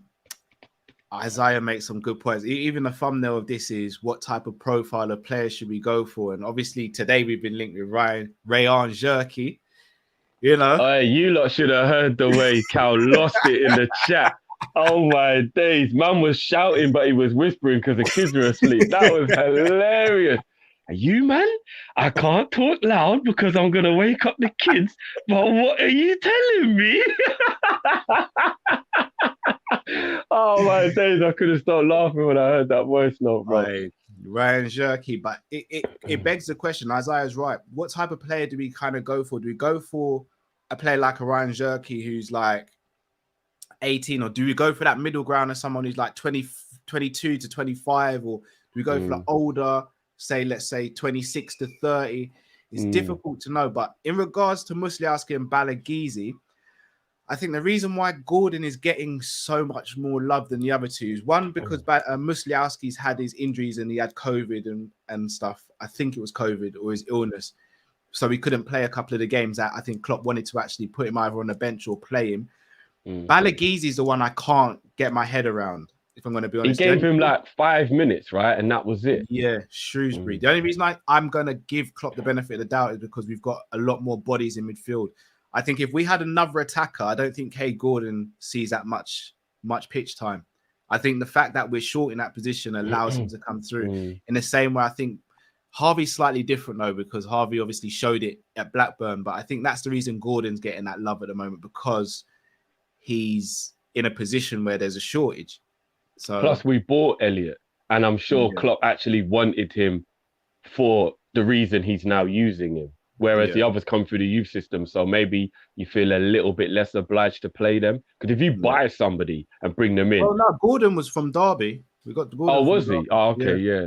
See, because I don't pay anywhere near as much attention to the youth team as say you and Demo and stuff. So yeah, I'm not fully up to speed with who's from where and what. And kind of like Sterling, like I didn't know we got him from QPR at first. I just thought he was just a Liverpool player, and then later on I found out he was 15 when we bought him to Liverpool and stuff like that. So yeah, it's but I don't know, man. He's got a point though. He's got a point. If we're gonna do the whole underdog thing and we are gonna make stars rather than buy stars, at least buy the right players that become stars. And we did it with Mo, and then we took 2 or 3 years till we bought Jota, and it was like, where's like do it regularly? Don't make it 3 years gap before you do. I don't think we're not buying the right players. We're just not buying players. Well, yeah, no, yeah, that's what I'm saying. Like whichever way you look at it. Think of it. The last 2 we really bought was last 3 players: Tsimikas, Konate, and Jota. No one in the fan base is complaining about those 3 players. We're over the moon with those players. Yeah, but where's the rest of the players to supplement those players as well? Konate's another one, isn't it? Buy him when he's got potential and then turn him into for real. Yeah, Konate is another example, actually. Yeah, for real. We only did that this year. That is another guy that in a few years' time might be an absolute world beater. And we got him for 30 mil when he was young, and then we developed him. And then, I genuinely believe under Klopp, we've signed 3 ready-made players: Alisson, Virgil, and Thiago. No, Fabinho was ready-made. I don't think he was ready-made. I think Fabinho was getting close. I think he was, Cal. The rest of the world wanted him. He'd already won the league with Monaco. I'll say he was ready-made, I'll say he was ready-made. I think he was close to ready-made. I think he was just below ready-made. I think Virgil, we already knew, was fully established. Ali was fully established. And Thiago was just completely established. Now, if you remember, bro, the world was arguing over Fabinho, and no one could even understand why he was even still at Monaco. I think he was developed, bro. I do. You might be right. I mean, it took him a little time to develop with us, but once he adapted, it was game over. I think that adapted, bro. I think that's the way. He just needed to adapt. Yeah, there's a tax on this league that people need when they come here, innit? Do you know what I mean? Yeah. And the way we play is even different. Even Robbo needed to adapt, and he was from the same league. Yeah. So, I think Fabinho was ready, but he was 22, 23 when we bought him, and I think he was already there. I think he was. Yeah. Fair shout. All right. Big up to Isaiah for the questions. Next call. Lavar versus the world. Hey, how y'all doing? How you doing, bro? Yeah. Nah, man, big up Kop-Ish. You guys have been doing phenomenal work. Thank you, man. But Thank you today, support, I don't come with peace. It's been something I've been holding for a while now. And listen, I've been with you guys since the football banter days. With Gaz and them lot. But there's always one thing which always stuck with me, which is the disrespect that Drifty gives Cristiano. But you know what? I'm willing to overlook that, because if there's one thing is that all 3 of you guys met Cal and Drifty. I'm not sure about Cal, but I need to ask this question: who do you guys view as the best player of all time? Not your favorite player of all time, the best player of all time. And take it to this: this is a player you have to bring to court and you have to debate a case. Otherwise, you get a death penalty, something like that. No bias involved in it. Because so for me, it's Messi. Talent-wise, it's Messi. I get why people say Ronaldo, but for me, the reason I say Messi, ask Ronaldo, Dilemma, obviously referring to Dilemma, if he could drop deep, take out the passes that Messi could do, the versatility and the world class and the level he plays it at, the world class level that Messi plays each attacking position. I think for me, it's underrated. And for people just to just like say, oh, we lost him. Oh, I thought you did that to see what I was saying. No, I didn't. That's a shame. We've lost him. That's a shame. No, I didn't touch anything there. I didn't touch anything there. No, obviously, yeah. Now I know you did. I thought that you would, because sometimes if someone says something and then you want to see my reaction. So I thought that's what you did. No, that's a shame, man. But obviously, he did kind of get his question out, so we can still kind of answer it. But it's a shame we lost him. So if you knew that you was going to get the death penalty and you had to use somebody, who would be the guy that you would bring? It's got to be Lionel. Again, I'm not. It's no disrespect to Lamar. You know my theory on this whole best of all time. I think you've got to split it into categories in terms of best goalkeeper, best defender, best midfielder, and best attacker. I don't think it's fair to compare Messi to a Beckenbauer, for example, two completely different players, but both outstanding in their fields. The reason why I'd go Messi, he just continues to do what he does, innit? And he's done it for so long. Ronaldo, I think, is a player that he needs service. Without service, he can create, but not on a regular basis. I think you can put Messi in a poor team and he'll still make that team look better than poor. Whereas I think you put Ronaldo in a poor team, he'll still look good, but I don't know if it will elevate the team. Fair enough. I know who you're going to go for. I know it's not fair to judge him on it because it's a random circumstance and he is old now. But in France, Messi's not really doing that well. And that was always labelled against him that he was comfortable at Barcelona and that if he moved around, maybe it'll be a bit different. I think it is very unfair to judge someone when they're 34 and they make that move because at that age, of course, things are more difficult. He's not even been there 6 months as well. Yeah, so I get that. But maybe it does kind of lean a little bit on the thing that people were saying, that he was comfortable and it made it easier for him to be so great because he's been kind of terrible at PSG, if you're really being honest. Maradona, I'll be very, very tempted to bring to the table if I knew that I'm going to get the death penalty for it. The only thing that would be alarming to me is that I'll be going on a lot of book-related evidence rather than what I remember. So it'd be very hard to put the argument up without having that attachment to it through my own experience, which I think is a lot easier to make an argument for a footballer. But I've got to stick with R9. I do. Maybe I can't help the bias, but I don't even think I'm being biased. I'm literally trying to go through the world of football. And other than Messi, bro, there's nobody I believe that can talk to that guy. There's just nobody. And I feel like if I'm doing a court case, the years he missed through injury can legitimately be used as a reason why he didn't achieve the things he did, because the numbers either side are so phenomenal. I'm not even just spitballing. It's like you've got to use common sense to say, no, these are facts. If he's digging up these numbers, he gets a 2-year injury that at this stage of life could have been career ending because he didn't have the science like we do now. And then he came back and still chopped up these numbers. It would have continued. That it would have. The consistency would have been there. I mean, the poor guy had a health issue he didn't even know about. Again, they would have found that like that in today's thing, but sports science went good back then. They didn't even know he had a thyroid problem, bro. He had hypothyroidism. Since 29, roughly, they think. And no one even knew. Bro, do you know how bad that is? Imagine playing with a disease that hampers your whole hormones and everything, bro. And you don't even know you've got it and you're still performing at a world-class level. So for me, I think it would be R9. I just think R9 is he's just so goated in everything that Messi runs him close, but I still think I could get off if I was defending R9. The caveat for me with R9, and it's always going to be that, is for me, he is undoubtedly, and I say this, and I'm willing to go to war with anyone, your Maradonas, your Messis, anyone. For me, he's undoubtedly the most talented and gifted footballer we've seen ever. But unlike you, Drift, I have to take the injuries into consideration because you just never know. I know common sense says if you look at his numbers either side, you're right, Drift, but there's always that caveat as you never know. You never really know unless it happens, whereas we've seen it with Messi. But in terms of I get that. Natural talent and being ability and all that, bruv, everything you'd want, he had, and then some. it's crazy. Like we look at players today and think, yeah, but can you imagine if social media was around back then? You see how people clip up skills and stuff like that. Yeah, You'd be doing that about 4 or 5 times a game for R9. Yeah, Ridiculous. it would be stupid. Ridiculous. I even feel like he even redefined what it meant to be quick. Yeah, like before him, I know there were ball. He was yeah, bro. Yeah, bro. It was dumb, and it weren't kick it and chase it. It was the ball is that is. Yeah, it was dumb. It was dumb. It was dumb. R9 was different.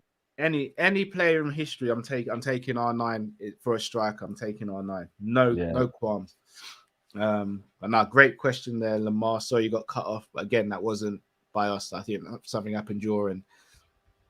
Right, John Moore. John, can you hear us, bro? There we go. Big up, man. How's you? Not too How you bad, doing, brother. bro? Big up, man. Bob, man. How's things? Yeah, good, brother. Bless, bro. Bless, man. What a result last night. Sorry, hold on. That's the 2004-05 kit you're wearing, right? It is. Yeah. Champions League, baby. Champions League, baby. I like it. That's a quality shirt. Yeah, I like it. Top Big up Reebok back in the day for that as well, man. Give me some Britain kits. I I get Jimmy Traore vibes when I see that kit. I know we got all those other superstars that played that kit, but I get the Jimmy Traore vibes. Jimmy Traore in the final. Oh, yeah, unreal. He doesn't get credit for that goal line clearance, you know. Doesn't. Then he slapped the post after it and said, "You lot, come on." He made the clearance. I knew then we're winning this. Yeah, big up, man. Memories. What a player! I love them. Anyway, boys. First, do you think Jada gets the credit he deserves? In general, he's completely underrated by our own fans and even more fans of other clubs. Gerard. Is that Gerard? Yeah. No, Jada. Jota. Okay. Sorry, the accent threw me. Sorry, brother. Sorry, mate. No, I think he's completely underrated by our own fans and fans of other clubs. He is our second best striker we have. He's Look at the numbers he's done this season. He's already scored 14 goals. He's on course to score 25 plus this season. He is. He actually is. What a find. What an absolute find we got. Secondly, I wanted to pull Carl up on what he said about Gordon last night. I think you were a bit harsh on him. He's 17 years old. He's playing a semi-final. Fair enough. It was a brilliant shot. He should have scored.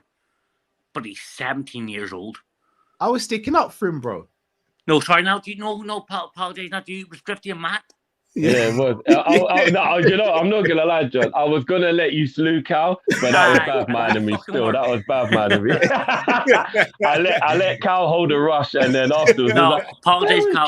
That did it, man. That was wrong. No. He's 17 years old. Give him a Bible. I'll explain afterwards. And then, lastly, I don't know if you've heard about the rumor from the guy from Fulham. Fabio Carvalho. But I think we should walk by him right now. Apparently, Liverpool have offered to buy him for $5 million and loan him back till the end of the season. Apparently, Liverpool is the only club he wants to come to. This is the first time I'm hearing this rumor still. So it's been doing the rounds today.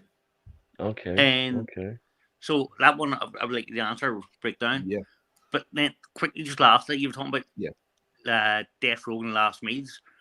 What would your last meal ever be? I know that. Oh, that's a good question. Mine personally would be a beef Wellington with chips, pepper sauce, and apple crumble and custard. I rate that. Okay, I rate that. Well, John, brother, we're gonna chop that up now, my bro. Big up as always, John, man. Love for the support. Always a pleasure, brother. Always a pleasure. Big up, man. Brother. Big up. Cheers, mate. All right, let me just quickly do the Gordon thing because that's probably the easy thing to get out of the way. Yeah. No, I'm just icing my face drift after you let me get rushed. Yeah, no, sorry, bro, sorry. I just watched you getting punch off, and it was like, bruv, it was you, bruv. Like, shh. We're fighting in Burnley, bro. I ain't jumping in. You know what it was? I just want to hold a candle to everybody, but I get the age thing definitely has to be taken into consideration. But I just had to be real. If we hadn't won the game, I couldn't have taken his age into consideration when back and analyzing back that miss. And especially when I realized, because I thought he was right-footed. When I found out he was left-footed, I couldn't blame him. And again, if you're good enough, then you can play, right? That's what that Klopp even said that himself, right? If you're good enough to play, then you're old enough to play, no matter what the situation is. Yeah. So, bro, we got to hold the same thing to criticism, even though you do hold it back just a little bit. If your 20-year-old son makes a mistake, he'll get in more trouble than your 15-year-old son because he should know better, but you're still going to tell off your 15-year-old. So I might not give him as much of a lambasting as I would someone else, but I still got to lay into him a bit because he's still a baller and he still could have made us not go through. You know what I mean? So, but I get it. Maybe I was being a little harsh because he's younger, but, you know, if you're good enough, you're old enough. So, yeah, I think the reason why I let him off is because for me, he shouldn't even have been in that situation. That for me is a club problem. In the same way, if we had like a 17-year-old centre-back and they got skinned by Martinelli yesterday, for example, I'd be like, that's not his fault. He shouldn't even be in that situation. The club should have addressed that so he wasn't in that situation. So that's why, but again, I see where you're coming from. Because that was an easy chance. Because I bet he scores that in the under-18s. Do you get what I mean? Like, it wasn't easy. Like, to hit the target at least. Like, he just ballooned it over the... pressure in it. I've been there. I know what it's like. Sometimes when the ball's rolling too slowly, you got so much time to think about it. It's the worst thing in the world. Trust me, as a striker, sometimes I just like when I've only got a second to think. I don't like when the ball's, and I'm like, don't bobble. What's it do? Just about to hit it bobbles. Like, all those things. But yeah, man, he was like 8 yards out or something. He should have done better. You know what I mean? But we won the game, so fuck it. I'll be honest, I've not watched Fabio Carvalho play, so anyone in the chat who has, then give us a little bit of info on him. Look, if there's a player Liverpool want, I back it. Everyone knows my thoughts on the recruitment. They rarely get it wrong, so I back it as long as it's something that's going to help the squad. If he's someone who's just going to come in and just fill the quota for the under-23s, I'm not too concerned about it because I think we've got enough players like that. But if he's coming in and he could potentially be someone who could actually help the first team squad, then I'm all for it. And then death row meal before we do the Jota. I'm gonna go for Chinese infusion with Caribbean food. So you're doing a drifty. Yeah. I am doing a drifty with this one. Caribbean and Chinese mixed in. I'm mixing the dumplings with the sweet and sour chicken, Hong Kong style. I hear that. I'm mixing it all in. If it's my last meal, I'm going out with a pot, literally. Like it. So if it's my last meal, I can do what the hell I want. I'm going with a hamburger and chips. I'm not sure where the burger will be from. Maybe Gourmet. TGI's do a banging burger. I'll let you know where the burger will be from, but I'm doing a burger and fries. I'm doing a small deep pan meat feast Pizza Hut. Oh right, so you're actually going. I'm caveating that with special fried rice with sweet and sour chicken, udon noodles, king prawn style. And then I'm backing that up with ackee and saltfish. I'll leave the rice out because I've got the rice from the Chinese with the hard food. And then who cares how backed up I am? Me, I get dead. Someone else is going to have to deal with that still. Yeah, someone else is going to have to deal with that, bro. It is what it is. It is what it is, bro. Even the lactose intolerance, I don't even care about. I'll back the pizza same way. For dessert, I'm having fluffy pancakes with American style, yeah. Strawberries, banana, white chocolate, and strawberry syrup with mango on the side. I'm tempted to say I want American style waffles with vanilla ice cream and Nutella. Oh, that's the shit. But I'm just gonna have to go for my Jamaican rum cake with icing. If it's the last time. I'm not a rum cake fan because it's alcohol in it. I don't like the smell of alcohol. It bro, just tastes. Jamaican rum cake with marzipan and icing on top. Yeah, don't get me wrong, it's banging even if you don't have that. But if it's topped off with the marzipan and the icing, it's the greatest food invention ever. Yeah, it's the rum for me, innit? I can't deal with it. It can't be too strong because then it ruins it, bro. That's the greatest invention of all time, food invention of all time. Jamaican rum cake. I hear that. And Diogo Jota, yes, he is underrated. And I'll be honest, I'm going to go out on a limb. I think he's the reason we don't sign a striker in the summer. We don't need one, bro. We just need the wingers. I told you. Luis, David Diaz, and Rafinha. We need one. I'd still rather Haaland. I think Jota is that hybrid. You can play left and through the centre, depending on the opposition. I'd still like a winger and an out-and-out striker. I want an out-and-out striker. And if rumours are believed to be true, Vlahovic is saying he don't really want Arsenal. No, he doesn't. Even Thingy admitted it the other day. One of the Fiorentina transfer people was like he don't want Arsenal. Like, get the hint. Yeah. Like he don't want Arsenal. I heard some of the Arsenal fans yesterday where they were like, "What if he's watching things like this and he's never gonna want to come to us?" Yeah. So yeah, for me, if you can't go and get Haaland, you get the next best thing, and I'd go Vlahovic and a winger. And then for me, I think we'd have enough. Yeah.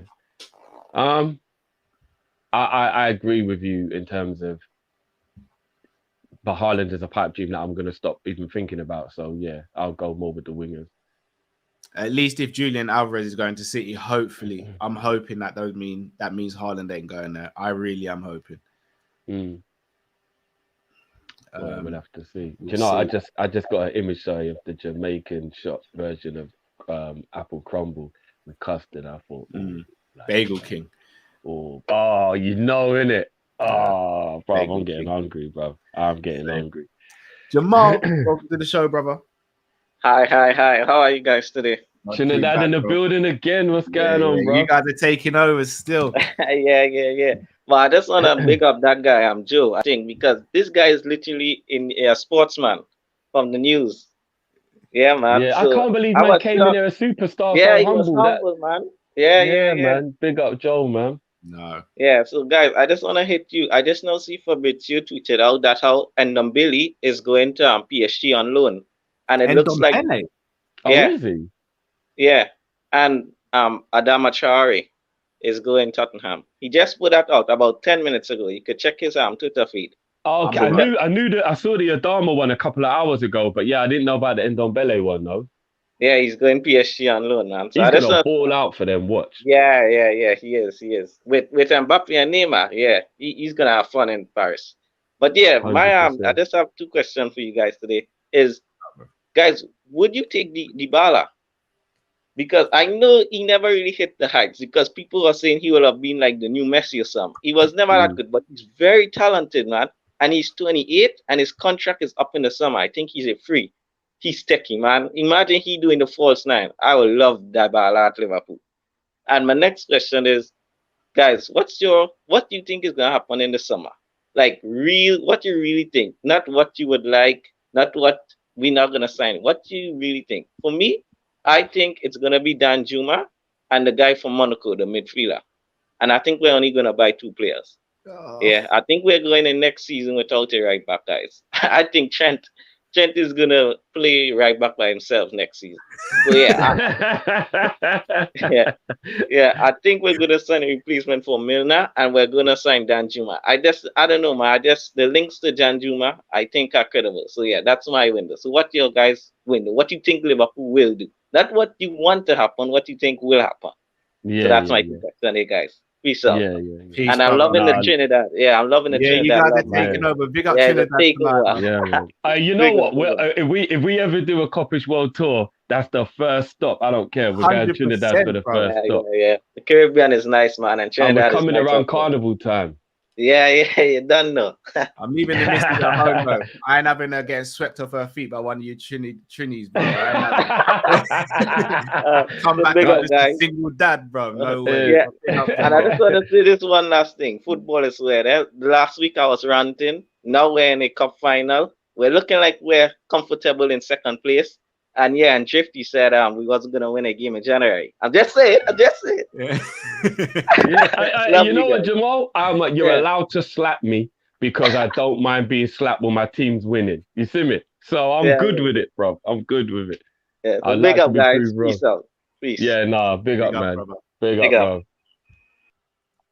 Demo, got... come on. You know Jamaica's the next stop. Come on, bro. Come on. That's, bro. Actually, it might be the last stop because it's the home tour, innit? It's the holiday home. That's the holiday home. You end at home, innit? So, you know what I mean? Big up to brother Saint LFC. What you saying? Saint's saying he's half Trinity brick, bro. Let's go. Let's go. I'm down, bro.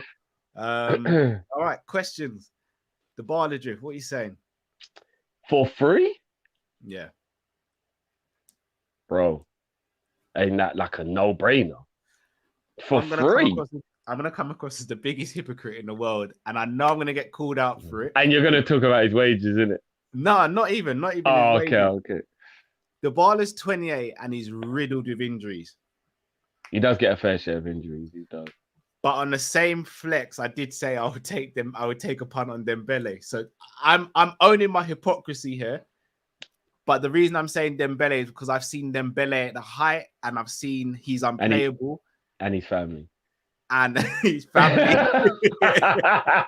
Obviously, blood is thicker than water in that. But also, he's a lot younger. Fair enough. And I want us to move away from the false nine as well. I would definitely take him based on the fact that he's probably the best signing we can get with how tight our owners are. And I hate that I've even got to think like that. But that's just how I have to think, innit? And you know what? It'd be an option. I don't mind him being an option. See, when it becomes the only signing we make, that's what the problem is. But if you go and get 2 or 3 players, and because he's free, you just take a punt and Dybala comes in as a little extra, like what Cavani did at Man United, where he was just an extra because he was free. But then he does what Cavani has done and chips in with some important goals and he does play his part. Nobody's a loser in that scenario, bro. Do you get what I mean? Because he's coming in for free. As long as he's willing to take a normal wage of like 150 to 180 or something like that, he don't come in like, I want 350 grand and all that. If he's willing to be on a normal high wage that he can, you know what I mean, and come in, he would be worth a punt, bro. He would. No, I hear that. Because he's the most, he'd be more clinical than Firmino. Do you get what I mean? No, so if he can adapt to that role, then at least we'd know that he will finish off a lot of chances that maybe Firmino doesn't. Yeah, I hear that. This summer. So Jamal's saying he was talking to you, by the way, bro, when he went, realistic what you think they will do. Not what you would do. I know Cal's thinking of the dream. So I don't think we'll get Danjuma because he moved last summer. And if we were going to get him, I think we would have done it. If we would have got him from Bournemouth, we wouldn't have waited. Plus, I think we're okay on the left-hand side. We've got Mane, we've got Jota there. So I think we'll get a forward who can play on the right-hand side. And I think we'll get a centre midfielder. But I do fear we won't address the right-back position and a striker. I do fear for that. But if we were to say right now, we're only going to sign 2 players in the summer, for me personally, it's a centre midfielder and it's a wide forward. And I would have to go another season with Nico. That's a good point about Dybala as well. Would have a free kick taker other than Trent. That is a good point as well, which we bloody need. Yeah. What about you, Drew? Bro? You're right, innit? Yeah, we're not going to do anything. You're actually right, and I hate it. Well, sorry to just cut you. Grizz, big up to Grizz, obviously the godfather Grizz. ESPN are saying that Liverpool have made a serious offer or about to make a serious offer for Dennis Zakaria. Hello. And that will be under the impression. That'll be under the impression Zakaria, and he's only got 6 months left. He's only got 6 months left, right? So I mean, it'll be like 5 mil or something. I'm guessing, right? I'm hearing about Zakaria and Shirky in one day. Remember the Birdman? Yes, please. Do you know what Yeah. worries me about buying Zakaria though, bro? It means that the Basuma pursuit is over. Not necessarily. We're not buying 2 midfielders, Cal. You know we're not. 6 Come on, man. million, We're bro. Liverpool. Let's keep it real. When do we Bruv, ever buy 2 players in the same position? 5 or 6 million, bro. We cannot count that as a big money signing, bro. Bro, didn't they do that to us when we got flipping Elliot on a tribunal and Sepp Minamino. Vandenberg? Minamino cost more than Zakaria would. And then we had to wait 18 months till we bought someone else, didn't we? I'm just saying, bro. Minamino, we bought the January of 1920, and then in the summer of 1920, we bought Jota, Thiago. We The did. gap between Minamino and before buying. Yeah, you're right. Yeah, if we get Zakaria for 5 or 6 mil this January, and then we can get another centre midfielder. No, Captain, 6 mil is a big signing for us. Well, I'm gonna be real. If we're getting in for 6 mil, then it means Nat's gone this window. Someone's going. Yeah, you're right. Well, then, bro, let's tap into what you say, and you do say it to be realistic. The homegrown quota, bro. It can't be Phillips, because then who is the player who's? I know. All right, so it can, because right now we're 1 player short in the squad. So I think we've registered 24 men, if I'm not mistaken. If Nat goes, we'll still be on 24 men if Zakaria comes in, but we won't be able to register a 25th man unless it's a homegrown player.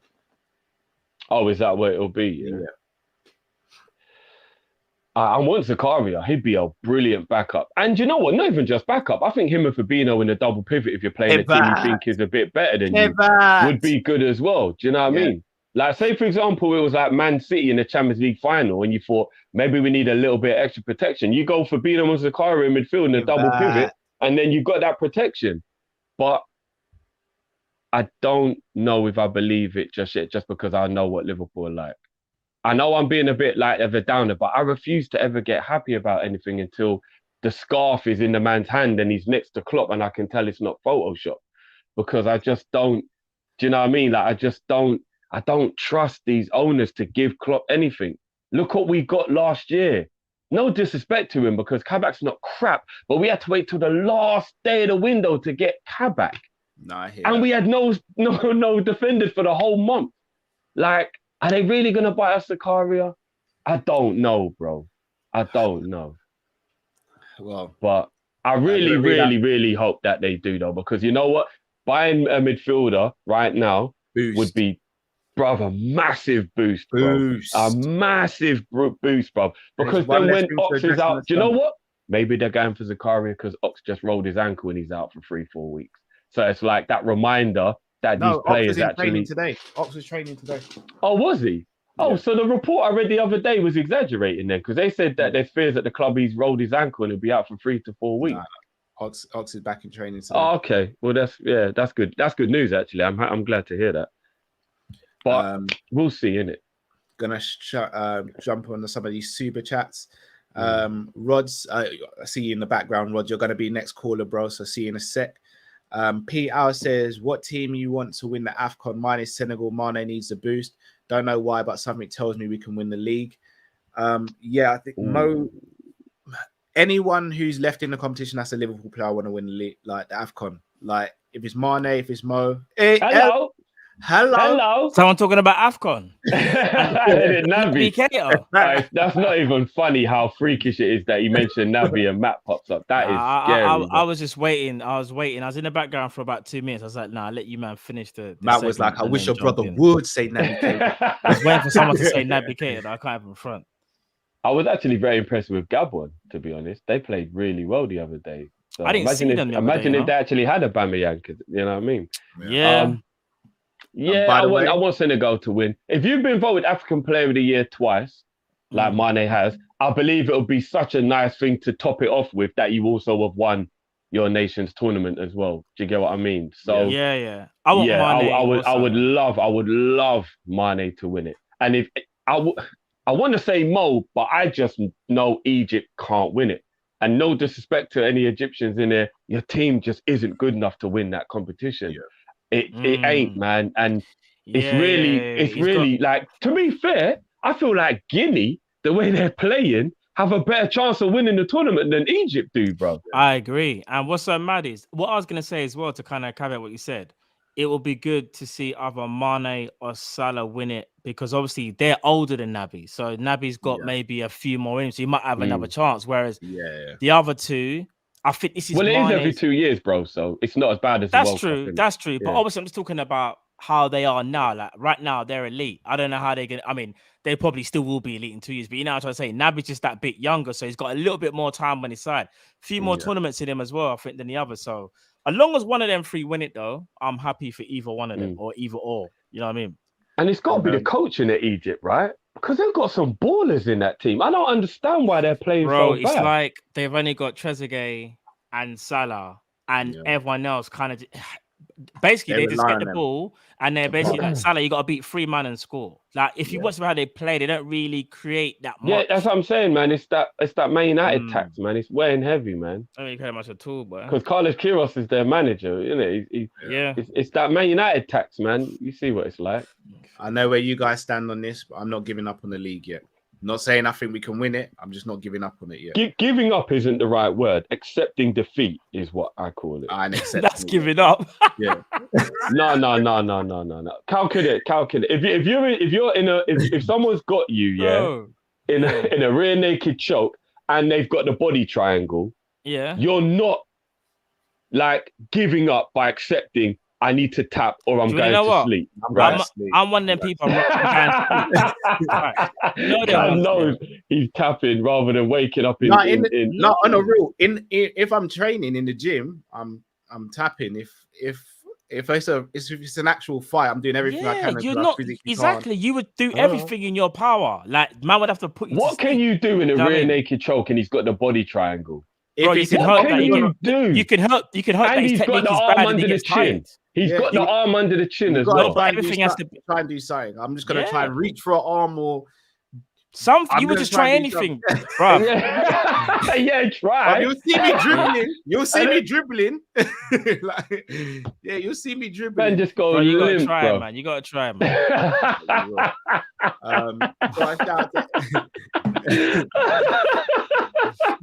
Shout out to LFC Aaron. Hi guys, turned 45 today. Big up to yourself. Oh yeah, big up, man. Big up, man.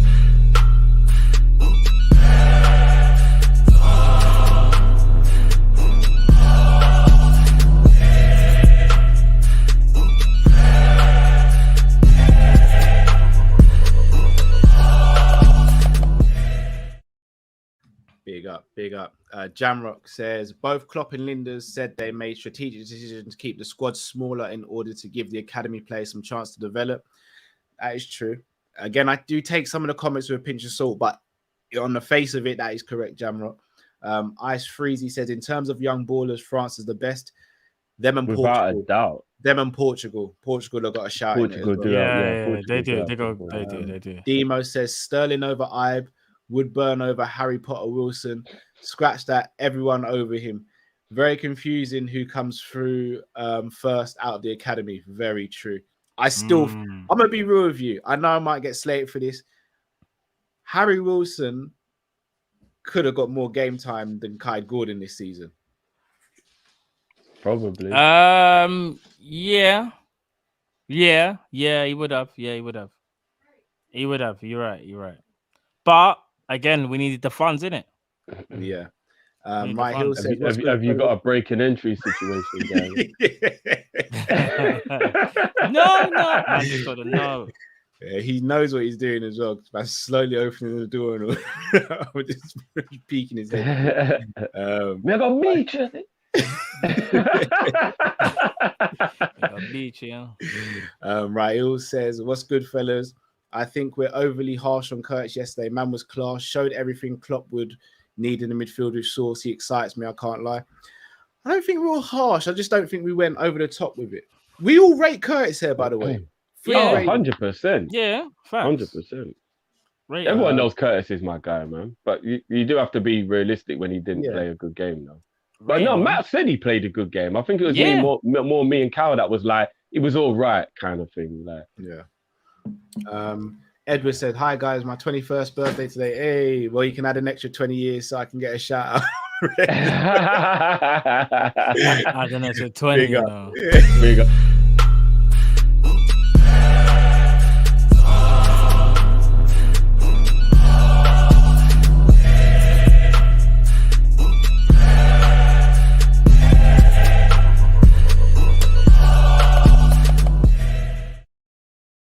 Big up, Edward. Big up. Happy birthday. Now it says Kaka or KDB.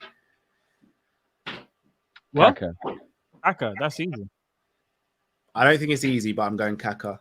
If we're talking about at their peak, it's easy. It's not even a question. You going over? Are you going for aesthetics or stats, Carl? Matt came in there and chose violence. I see what you're doing, I Matt. just wanted to know which way you was going. Do you want to know what? Yeah, would you not say that I'm right or I'm going too far when I say the 3 years of Kaka's peak are questionably as high as anybody's peak that's out of this generation we talk about? No, Out you're of not this going too generation. far. No, you're not going too far at all. No. Because I think those 3 years get slept on, you know, of Kaka, AC Milan. Yeah. They really I didn't get say slept 4. on. It might have even been 4, but yeah, definitely 3. It might have even been 4. Kaka was different. The flop move to Real Madrid just makes people completely forget what AC Milan Kaka was like. Like, yeah. Remember what Kaka did to us in the Champions League final? Of course we do. Bruv, do you remember what he did to everybody, bruv? He made Man United do a like he had man headbutting each other and all sorts, bro. Yeah, that's one of the best goals of his career, you know. But he controlled the ball, that came it's from horrible. thingy, and it bounced up in the air. He let 2 defenders think they could clear it. He headed it through the middle of them. They headbutted each other, and he ran around them, bro. No, bro, what happened is when the ball came over, he headed it into the space, and then them two collided. Bro, like the Chuckle Brothers. It was mad, bro. His goal against Brazil when Messi was chasing him and couldn't get close to him, and he finished different. Kaka was different. Jota or Ferran Torres, who's more talented? Ooh, Jota. Ferran Torres is a talent, but I would say Jota's just a head, innit? He's a head. More complete. Because Jota's ahead. Age But as well, innit? Torres is naughty, you know. Torres is serious, bro. Torres only 21, 22. Yeah. Jota's 25. Torres is naughty. I'm not gonna lie. No, I think Jota's 24. Yeah, Jota's 24. Yeah, Jota's. Is he 25? No, Matt might be right. Yeah, we signed him at 23. Yeah, you're right. 25 now. Ferran's about 22. Yeah, Torres is naughty, man. Who scores more goals combined this season? Firmino and Salah or Jota and Mane? Firmino and Salah, 20-0 comps, baby. Yes, it's just. I ain't Salah. letting go of that 20-0 comps. You know, he's on 8 at the moment. I think you might get gripped away from you though. Still, I know, man. But you know what? I'm hoping we go on tell a me cup if run. not let go. I'm hoping. Him get goal everywhere him go. Him got goal everywhere him go. He's gonna get his 10th goal in the cup final. Yeah, and then after that, he's gonna get 4 goals in the FA Cup. He's gonna get 3 goals in the Champions League, and then he'll get the rest in the Premier League, and he'll get the 20-0 comps. What? Do you want to know what? That might sound far-fetched, but it's not. There's one caveat. He's got to stay fit. If he stays fit, I think there's a big possibility he will get around 18-20. If he stays fit, though. Agreed. We're gonna do the rounding up thing. So if you get 16 or above, we're rounding it up, innit? What to 20? Yeah. What? Bro. Imagine walking into the bank and saying, "Yeah, I've got £97. No, I've got £100 in my account. Can you just round up to 200 for me, please?" He's like, No, because 100 is the closest. Figured it. So if he had 14, he's closer to 10. So we'll be like, all right, he didn't make it. But if he gets 16, then he's closer to 20. So we're rounding it up. Then we just round it up to 20, innit? Sounds like some gunner logic to me, bro. It is gunner logic, bro. Jamrock says Carvalho can be homegrown talent, Cal. Yeah, that's true. Jamrock also says Fabio Carvalho that would be linked with. Yeah, I want to kill her in the box. Oh, you know about it as well. Am I the only one who don't know about it? Yeah, it was kind of like pretty big news, pretty strong news as well. Even the Athletic, they were talking about how we're monitoring him as always because we're Monitor FC. Yeah. But they kind of went as far as to say, like, you know, when someone does their due diligence, that's what they've done, and it kind of made you think, all right, there's something in there, because they wouldn't do all this stuff and talk about him so in-depthly if we just were not even going to attempt to get him. It might have Harvey Elliott written all over it, because similar thing, compensation, it would be if we was to get him I believe, in the summer. I don't know about now. So it could be that kind of deal. Remember Fulham again as well. We got a good relationship. Well, I say we got a good relationship. We don't because we kind of poached Harvey Elliott. But I don't know. There might be something in it. We'll see what happens. Well, his contract ran out, didn't it? Yeah, and the same So thing. it's not like we bad-minded them. Like, yeah. Jamrock says, I want a killer in that box. How number 9 for me. Yeah, same. Eastwood says, told you guys we're going to sign this window. Anything else you want to ask Divock Security? Well, apparently the Zakaria one is for the summer. It's a pre-contract. It's not for now. Apparently it's for the summer. For free. Yeah. FSG written all over it. Jamrock says, we know drift. You see this that the sky's 99% blue and 1% cloud, and you'll tell everyone it's definitely gonna rain. It's okay, crazy. All right, listen, Jamrock, if you live in England, you still put a jacket in your car. Elliot, I lie. No clouds in the sky, you still put a jacket in your car. Yeah, bro. you do. Elliot says Klopp rarely plays a pivot. It's 4-3-3 with 1 CDM. Very true, but I think he could potentially do that if he had the personnel that and the type of game potentially. I think he would do it. And he did it by Borussia Dortmund. That was his formation at Dortmund. John Moore says, what we want to know. Oh, so John asked us earlier, Matt, on a call, what our last meal would be. Let's say, for example, we're on death row, God forbid. He wants to know yours. Geez, this could be a long one. Bloody hell. God, man. Yeah, I was good. It just got to be one. It's got to be just one meal, like just one. Me and Drift kind of went with whatever we just wanted to eat. Bloody hell, it's going to be a long one, isn't it? Yeah, bro. You really want to sit in here? You should have just told him one meal, bro. Well, John's asked the question and paid for it, so here we go. Jerk chicken, fried chicken, rice and peas, stew, oxtail. A buffet, innit? Man, yeah, man just got shaping. Wait. This way. TGI ribs. I just got the catering dishes in front of him, bro. The battered onion rings. Battered onion rings as well. No plate, just a serving spoon. I'm missing something here. Maybe a little bit of Thai food. I like a bit of Thai food as well. So maybe some Thai chicken. What else is there? Look at his eyes; they're watering. Yeah. All right, you know what? There's so much that I could reel off, but it's just long. Because I ain't even added like planting and that in there, innit, and all that. So I'll leave it there. But and dessert. I'm not the biggest dessert person, as you might know, but if I was gonna get one, it would which I do find strange for a foodie. If I'm being apple crumble. Probably apple crumble. I like apple crumble. I'm quite basic when it comes to dessert, so I'll probably got apple crumble. And then for the drink. We didn't even say our drink. You said meal, innit? Meal ain't meal like meal. True. We just thought of the food. Go on, man. Yeah. Remember, man's about to go, innit? So I gotta have a drink. Well, for my drink, I'm taking D&G ginger beer, and I'm give me the 2-liter bottle since it's my last. I'm taking a Ray Nephew. Right, alcohol, you know. And a Magnum still. That's me. That's a red. You would wash down all that food with a Magnum. Yeah, and a bottle of the indigestion will kill you, and a bro. 2-liter bottle of water as well. Oh, okay. Because I was gonna say the indigestion would have killed you, brother. If all you had was a Magnum to wash all that. Now my belly would be finished, you know. Bro, you're dead. Who cares, bro? My belly would be finished. Juice. But yeah, the crumble, because you know, I'm not a big like pudding, like Big up to Kadir. Can we round up my salary to 1 million, please? Hashtag round up. Drifty, you've had back pay, now you've got round up. If Kadir earns 900 grand a year, then yeah, let's round it up, big man. You asked your boss to give you an extra 100k, bro. What's this? I've obviously missed something. So, what is it? So, no, when Drift was saying if Bobby gets 16 goals, you just round up to 20. That's like me going and saying, yeah, boss, I'm earning 46. Can we just round up to 50s?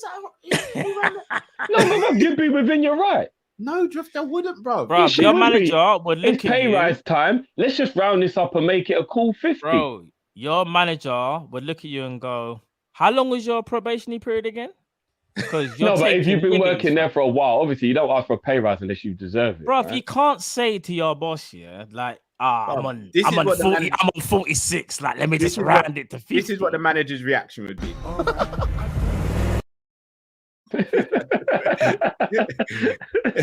Mr. Here's My Rebuttal says, get ready for Hendo, Milner, Morton on Sunday. No. We're not doing them thing there. Bab's playing in that game.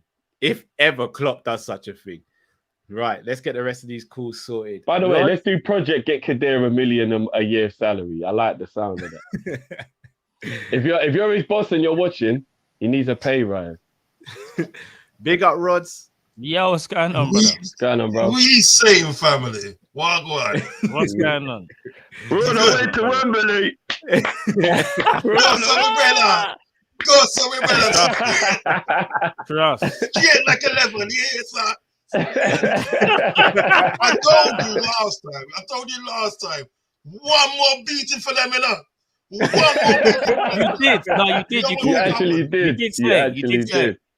It happened. You see, Anfield, we gave them a blind, you know. They gave them a blind. They got brave. We gave them a false positive, Rod. Yeah. They got brave. You know what? We could take Liverpool, you know. We could take Liverpool. Yo, did you see that thing there? All right. I'm gonna start your minutes. I'm gonna start your minutes, brother. Yeah. Yeah, start it. All right, Yeah, just nice a quick one. Did you see Jota's first goal? Right? Mm-hmm. Did you see what Firmino done with the back heel? Yep. Oh, yeah. Yo, fam. Back heel to Trent into Jota, goal. Yo, different thing. It happened. It was a good game last night and everything like that, right? Now, give it answer today, right? We haven't signed anybody for 2 seasons and everything like that, yeah? What would you do if, like, this season now and everything like that, right? Like, in summer, they don't sign anybody again. What do you think should be done? Do you know what I mean? Because that'd be like the first season that we haven't signed anybody. You understand me? So, like, I'm just thinking about that and everything like that, yeah? Trent last night was unbelievable. He's been getting slated, isn't it? He's been getting slated more times. He's been getting slated. Trent last night was unbelievable. I thought Robertson was unbelievable as well. Robertson done a lot of hard work yesterday in what he was doing yesterday. He was really hard working and everything. Do you know what I mean? I'm thinking that today, if we had a striker yesterday, imagine if we had a striker yesterday. Imagine the damage we could have done yesterday. You understand me? That would have been like, that would have been crazy. But my argument is today, well, what do you think should be done if we don't spend any money this season, like in summer? We don't bring in able bodies this summer. What do you think should be done? You know what I mean? So, and also one last thing before I go, I'm still waiting for you man to visit my show. You know. No, we will. We will, bro. Trust me. We will. Hit me up again. Well, we'll talk in there. We'll talk. Yeah. We'll talk. And another thing as well. I tried to invite Robbie on my show, you know. The brother I run for me, you know. Am I right? Brother, I messaged him. Yo, I messaged him early today, though. Oh, no, he ain't got back to me, you know. Oh, no, he's hiding, bro. He's hiding. He has to hide. Stay blessed and big up on yourself. You too, my brother. Yeah? Same to you, bro. Man. Love, big. Big up, man. Love, bro. Big up. Have a blessed weekend, man. All right, what needs to be done, fellas? I mean, are we allowed to riot? I'm gonna keep mine really short. Are we allowed to riot? I'm going up to Liverpool, and I'm gonna be the most Jamaican version of Callum that's ever existed. That's all I'm saying. Take it out when you will. You might catch me up there in a string vest, bro. It's gonna get rough. It's gonna get rough. I'll take my shirt to a seamstress and get there to make this into a string vest. I have a Liverpool shirt string vest, bro. Imagine a Liverpool string vest, you know. That's gangster, you know. That should actually be kind of sick. You just give me an idea. You know what though? All jokes aside, yeah. If Liverpool don't do anything this summer, like big up the Godfather Grizz as always. Like he was saying, he thinks this is going to be a legacy summer where we actually do make moves. But he also said this is a summer where if they don't do anything, then that's when there's an issue in it. And as a fan base, we got to do something about it, whether it's complaining or whatever the situation. Yeah. And if we don't do anything this summer, then I will truly, truly give up on the idea of Liverpool ever competing, because it will truly show that the ownership are doing what Arsenal did and what Man United to a degree have done, where they're just comfortable with it being top four. And there's no achievement they care about higher than just making sure that you're in the top four. And it would also worry me and let me know that Klopp's been told there's no point doing a rebuild. We're not going to give you money. We'll worry about that afterwards. And these last 2 years of him will just be the squad he's got now. And he'll leave us like Fergie left Man U, where it's a dead squad because everyone's old. And the next manager has the worst task on his hand of starting from scratch to rebuild the team. That's what that'll show me. What's the point in giving Klopp money in 18 months in that summer? That's his last season. What are you giving him money there for? Like, you have to give it to him now. Because if you don't give it to him now, then it's not about him. It's about the next manager. And I don't want a Man United situation where the squad is all old and shit. No, I agree. Like, it's already quite old now, isn't it? So in 2.5 years' time, it's going to be a major problem. All right. This is what I think. I agree with everything that you said. But do you want to know something? This is what I'm going to say. I think we will do moves this summer only because we're forced to. We're forced to because we've got 5 players, their contracts run out in 2023, yeah? So Liverpool, because they're supposed to be shrewd and supposed to be very business-minded, like, we get reminded all the time, there's no way that it's going to allow these players to stay on these contracts and then let them all go on a free. So we're going to get forced to do moves. However, as a fan base, it worries me whether those moves will be good enough. So, for example, let's say Salah does sign a new deal, but then Firmino and Mane have to be sold, and then we buy replacements, and we're looking at the replacements and thinking they're going to need that adaptation period. They're going to take 2-3 years. It's not going to fall in line with maybe Salah's peak years. It's not going to fall in line with Klopp, who's got another, 2 years left. That's my issue, because I do feel like when you've got a Naby Keita, an Oxlade-Chamberlain, a Firmino, a Salah, and a Mane, all their contracts expiring. There's no way Liverpool are going to let all those contracts expire at one time. So they're going to have to make moves this summer. The problem is, though, and I'll stress it one more time. Is re-signing making moves, though, man? Yes and no. I tell you why I say no. If you're re-signing, that's kind of part of the process already. You've got to add because these players won't be around forever. You have to put the next plan in place. That's what I mean, bro. So all right then. So say, for example, we just re-sign them and we don't get any players. That's pointless because we need this rebuild at some point. Klopp knows there has to be a rebuild at some point. Do you get what I'm trying to say? So like Liverpool surely can't be thinking, yeah, we'll just sign them up again. They get older, and then when those contracts expire, they'll be worth even less more money. If anything. You know what I mean? Because if they sign AC Milan did it, Man United did it. These are the things that scare me, bro. People get very complacent. But these are the things that you'd like to think that we wouldn't do, especially learning from prior mistakes. And I think Gini Wijnaldum might have been the first one where they look at it and go, we made a mistake here. We either should have sold him to someone before and got something. Whereas right now we let man go on a free. Do you know what I mean? However the fan base feel about him. Imagine if they'd let him go. The way we had them injuries that season. That's what I'm saying. You cannot do that with this couple of players right now. It doesn't make any sense to put them all in one category and then just go, yeah, boom. We're just gonna let them all go. Or yeah, we'll get like the rebuild has to start. I think it will start. I just don't know if it's gonna be enough. Yeah. All right. I'm gonna get our next caller in. Rowell. Hey, how you guys doing? Good, brother. Big up, man. Hey. What's going on, bro? Nothing much, man. I just saw Partey's face before he came on the pitch, man. Yeah.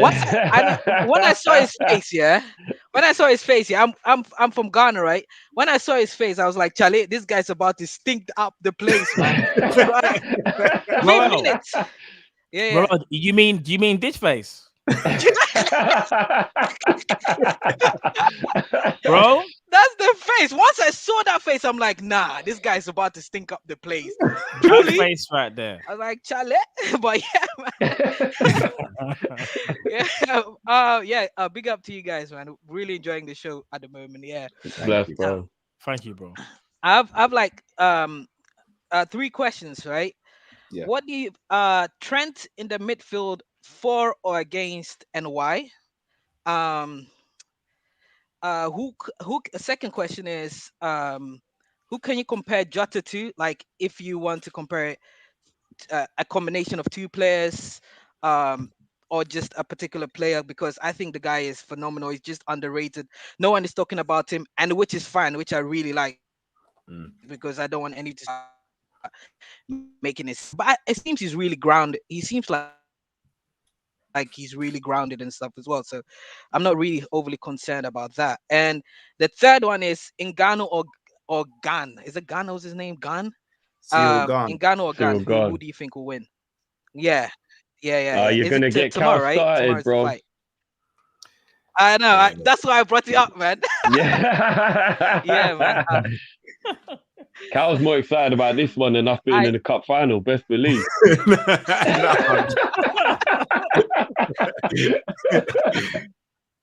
I'm excited right now. I'm not gonna lie. Sorry, just to confirm the first question. Sorry, the first question you said is it the pros and cons, or are you asking whether we'd put him in midfield or not? Yeah, whether you put him in midfield, whether you want, for or against, and yeah. I just think the team is it's like finely tuned, and I think that's the reason why it's so hard to get players in as well. I mean, Klopp has done a great job. I'm on the fence with FSG because of where I am at the moment. I mean, location wise, very wide. You know what I mean. Yeah. And so it's like there's only one player that in particular that I don't think is good enough for a team, but I wouldn't say the name because I know I'll be slated. So it's the initials is TM, but hey, bye. I'm not saying anything anymore, but yeah, big up, bro. Big up. Big up to Kopish, man. Seriously. Y'all know. Big up, bro. We chopped that up now, bro. Take care. Thanks, man. Take care, bro. You gotta do though. You gotta make sure you get everything in thingy, man. Man, not really be like, yeah, man, bun FSG. But like, yeah, delivery. Yeah. I didn't order anything. Hey, y'all roll well, right? Y'all roll well, okay? Yeah. You think I watch Kop-Ish? What's that you saying about me again? You don't like me? You got a problem, huh? You got a problem. Hey, LeBron. You got a problem with me. What you trying to do? Bust a move, big man. Bust a move. You gonna get these hands, Jack. See these hands, you know. All right. First question: Trent in midfield, yes or no? I think he could play there, but I prefer him as a weapon at right back.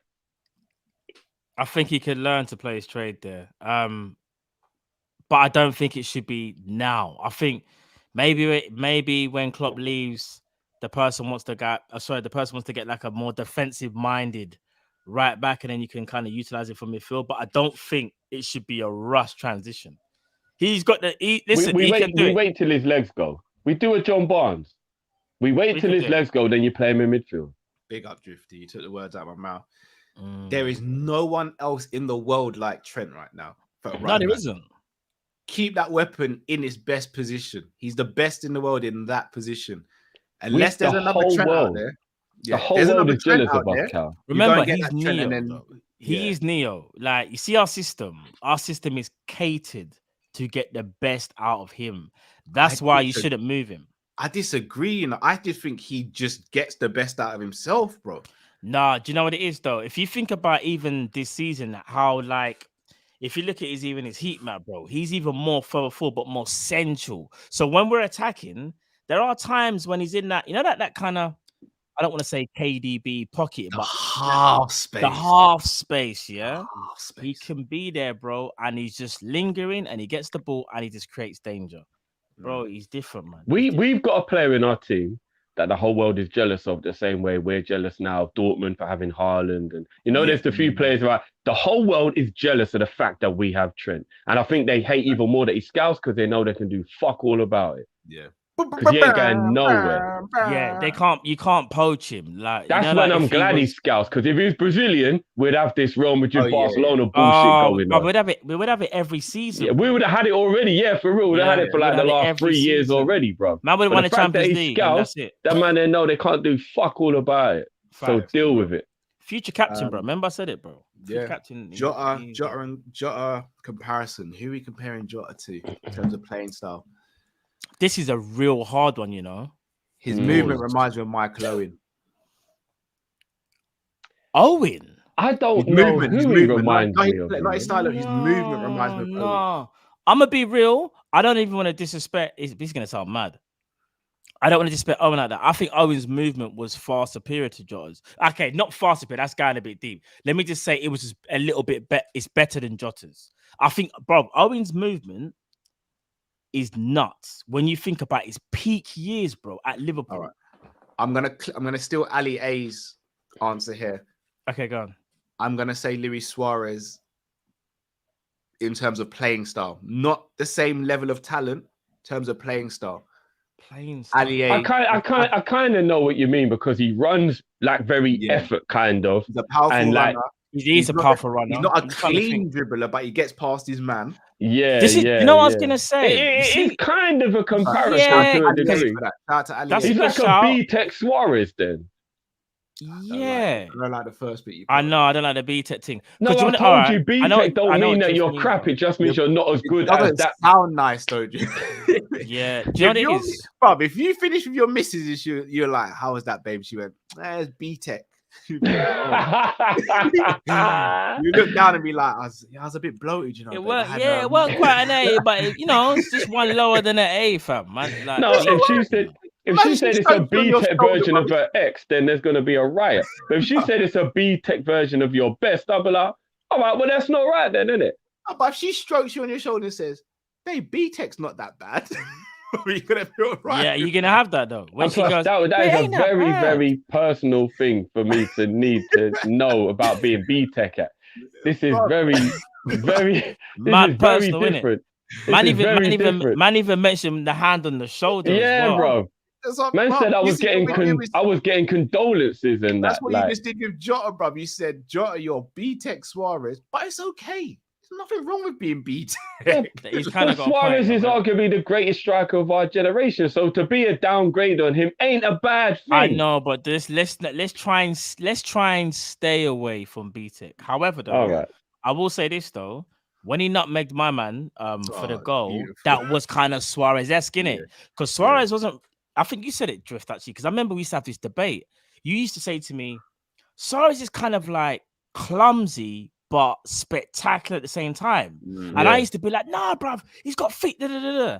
And the more I look at it, yeah, I think you're right because he was never the cleanest dribbler. Like, if he could nutmeg you, yeah, it looks clean. But if not, he'll ricochet off his shin that comes back off his shin, off his big toe back to your big toe, and he's clean through and goal. But he just Like, bulldozes his way past you, bruv. Like, yeah.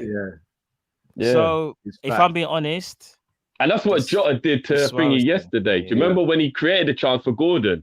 Yeah. It was a Yeah. very Suarez-like run when he basically bulldozed his way past, That's man. true. I Yeah, was yeah, just no, like, facts, because he facts. didn't even really use that much skill. It was He just used like, no skill, but he just yeah, stopped he was for like, half you a ain't second getting, and then yeah, went you just again. stop and start. That was bro, he's so mad because he's what's so mad is you know how someone earlier on, I think it was who was speaking about Jota's not being spoken about enough. Like that was it was Roger, John, wasn't it? actually. It was John, I John as think. well. Rod Yeah, said it as John, well. yeah.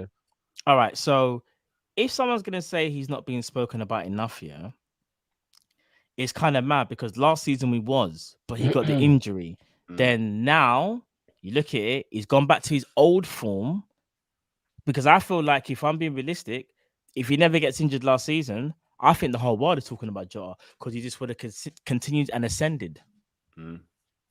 So We're complacent now, innit? We're used to it. This is what we do as Liverpool fans. When somebody gets great, we just get like used to it. And then as soon as I have a bad game, get him out. He's done. He's on the decline. there you go, man. I'm telling you, man, Jota's serious, man. You know who you are. Ngannou versus Cyril Gane. I did a preview for it last night. I'm on the day trippers again tonight speaking about it. I'm a I've got a little worried about my disclaimer. boy's belt, you know. I'm going with and the new. I'm a little Disclaimer, worried I about don't know my much boy. about Cyril Gane. I feel like I let the pack down here. I need to go watch him. All right, how would I describe him, Matt? Was he the one that beat Mark? Did he fight Mark Hunt recently? Like, kind of? Did he fight Mark? Derek Lewis? He beat Derek Lewis. Derek Lewis. Sorry, Derek Lewis. He moves like he's. Who can I say he moves like? He moves like he's a middleweight, Cal. That's a scary thing. He's got a very similar style to Adesanya, but just less flashy. But he's a heavyweight. He reminds me if John Jones was hench in like his fighting. Are you man stance saying and he's that kind of- good? As soon as we Yeah, finish no, bro, this, I'm Cyril about Gahn to striking. I'm about to watch the tapes. Shall I tell you what is, Matt? He's not the most exciting fighter, but he's mad technical. Really? Like when I'm like, saying he's throwing precision with everything. Yeah. Oh, he's one of And them he's not guys, so he wasting can- punches for the sake of it. If he's throwing a So- punch, he's gonna land. So you think hypothetically he might piece up in Ngannou because he's very much a strategic type of heavyweight rather than He needs to make sure he keeps on the outside of Ngannou for the first 2 rounds. Pick him off with leg kicks and all that. Yeah.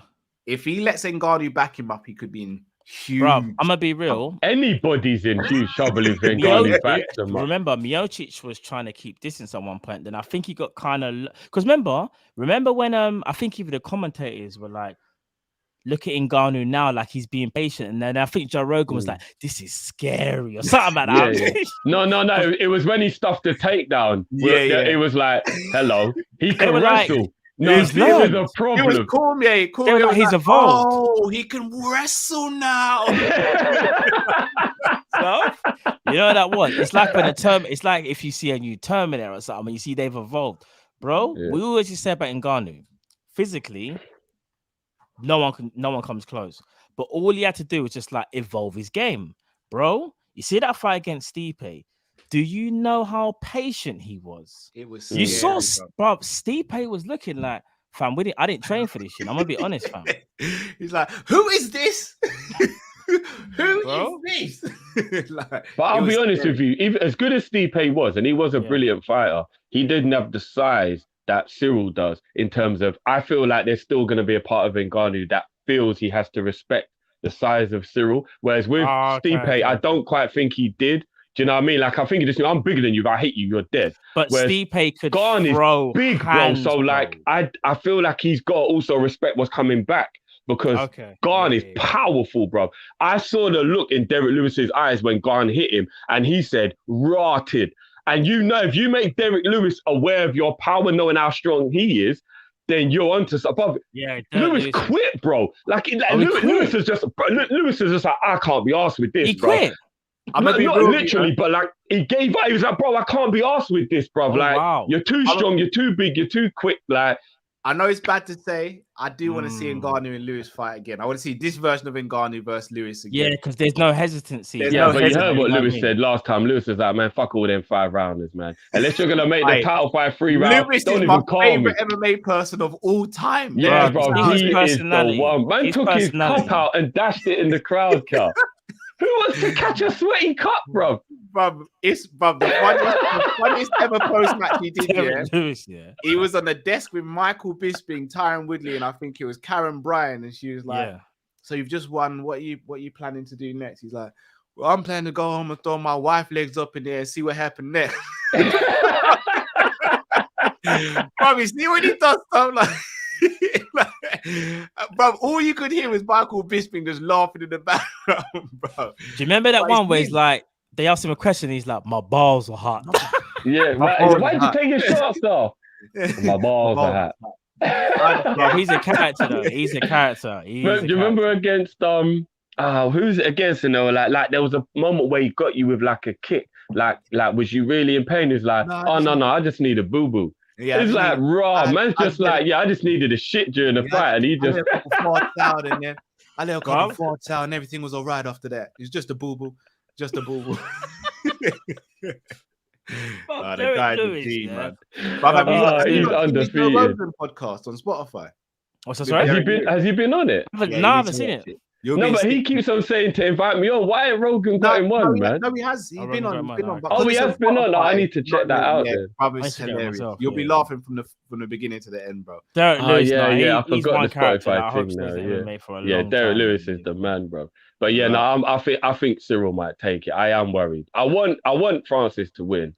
Yeah, because I want him to Cyril, 100%. I need to check out Cyril Gahn though. And what is Cyril Gahn? 25, 26, Cal? No, I don't think so. I think he's older than that. Oh, is he older than that? I think he's early 30s. Yeah, because I don't want Ngannou to just win like 1 or 2 fights and then like it's done. I want him to kind of have a reign because I think, bro, the way he's gone through the heavyweight division, He's and obviously 31. lost.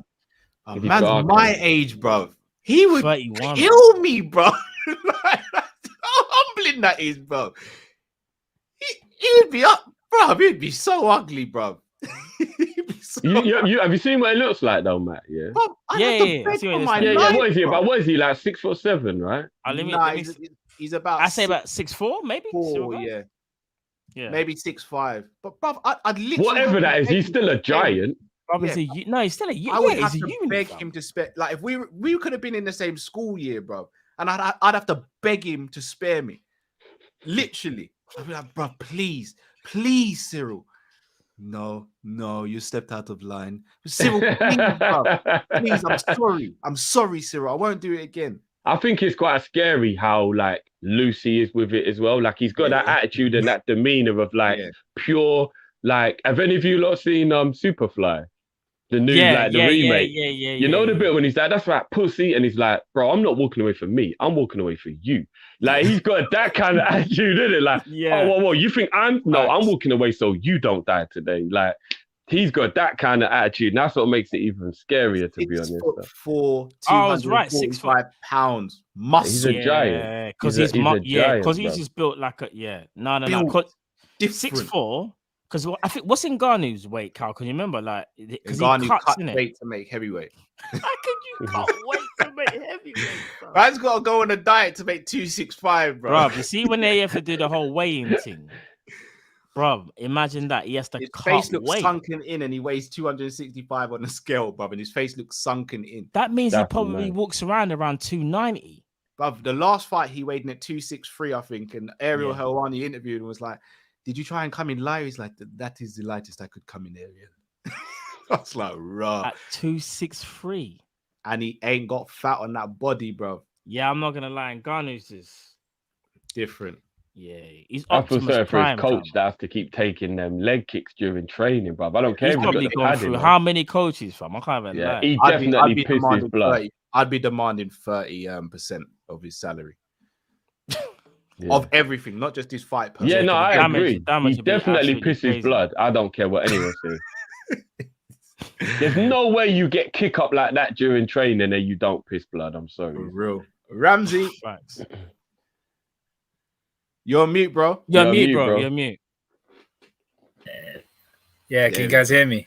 Yeah. What's going on, bro? Yo, what's up, guys? How you doing? Been a minute, Yeah, man. Big up, man. Big up. been I a see long tearing time. them a new one yesterday, bro. Respect, man. I see the ref in it. All I have to And say, that's actually the angriest I've ever seen you, if I'm being honest with you, actually. nah, it's just Arsenal Like, fans. but I've never seen, like, you lot just talking shit. Like, I was like, raw. I've never seen you that animated, bro. I was like, raw, boy. Like I said, I'm a very patient person. Everyone knows I'm a very patient guy. But Arsenal fans rubbed me up in a different way, man. I hear you, did. bro. I hear you. All I have to say to Arsenal fans is, how's that radio sounding, my guys? How is that radio sounding? You know, Neo vibes again. Like literally. Why did they do this to themselves, man? Why did they do that? Why did they do that? No, man. We love it. They do the same thing every time and why. expect different results. It makes no sense. I know. It's just I'm just so confused why they think they have the audacity to come up to Liverpool Football Club, one of the biggest teams in the world, and just talk their nonsense. You know what I mean? It's like they do with everyone, though. I get that, but like this is you guys seen the Ricky Gervais show, right? Yeah. Yeah. Us and Man United are like Ricky Gervais and Stephen Merchant. They're Carl Pilkington, you know what I'm saying? I said Carl Pilkington, you know. Hey, bro. I said they're idiot abroad and they can't even go abroad this season.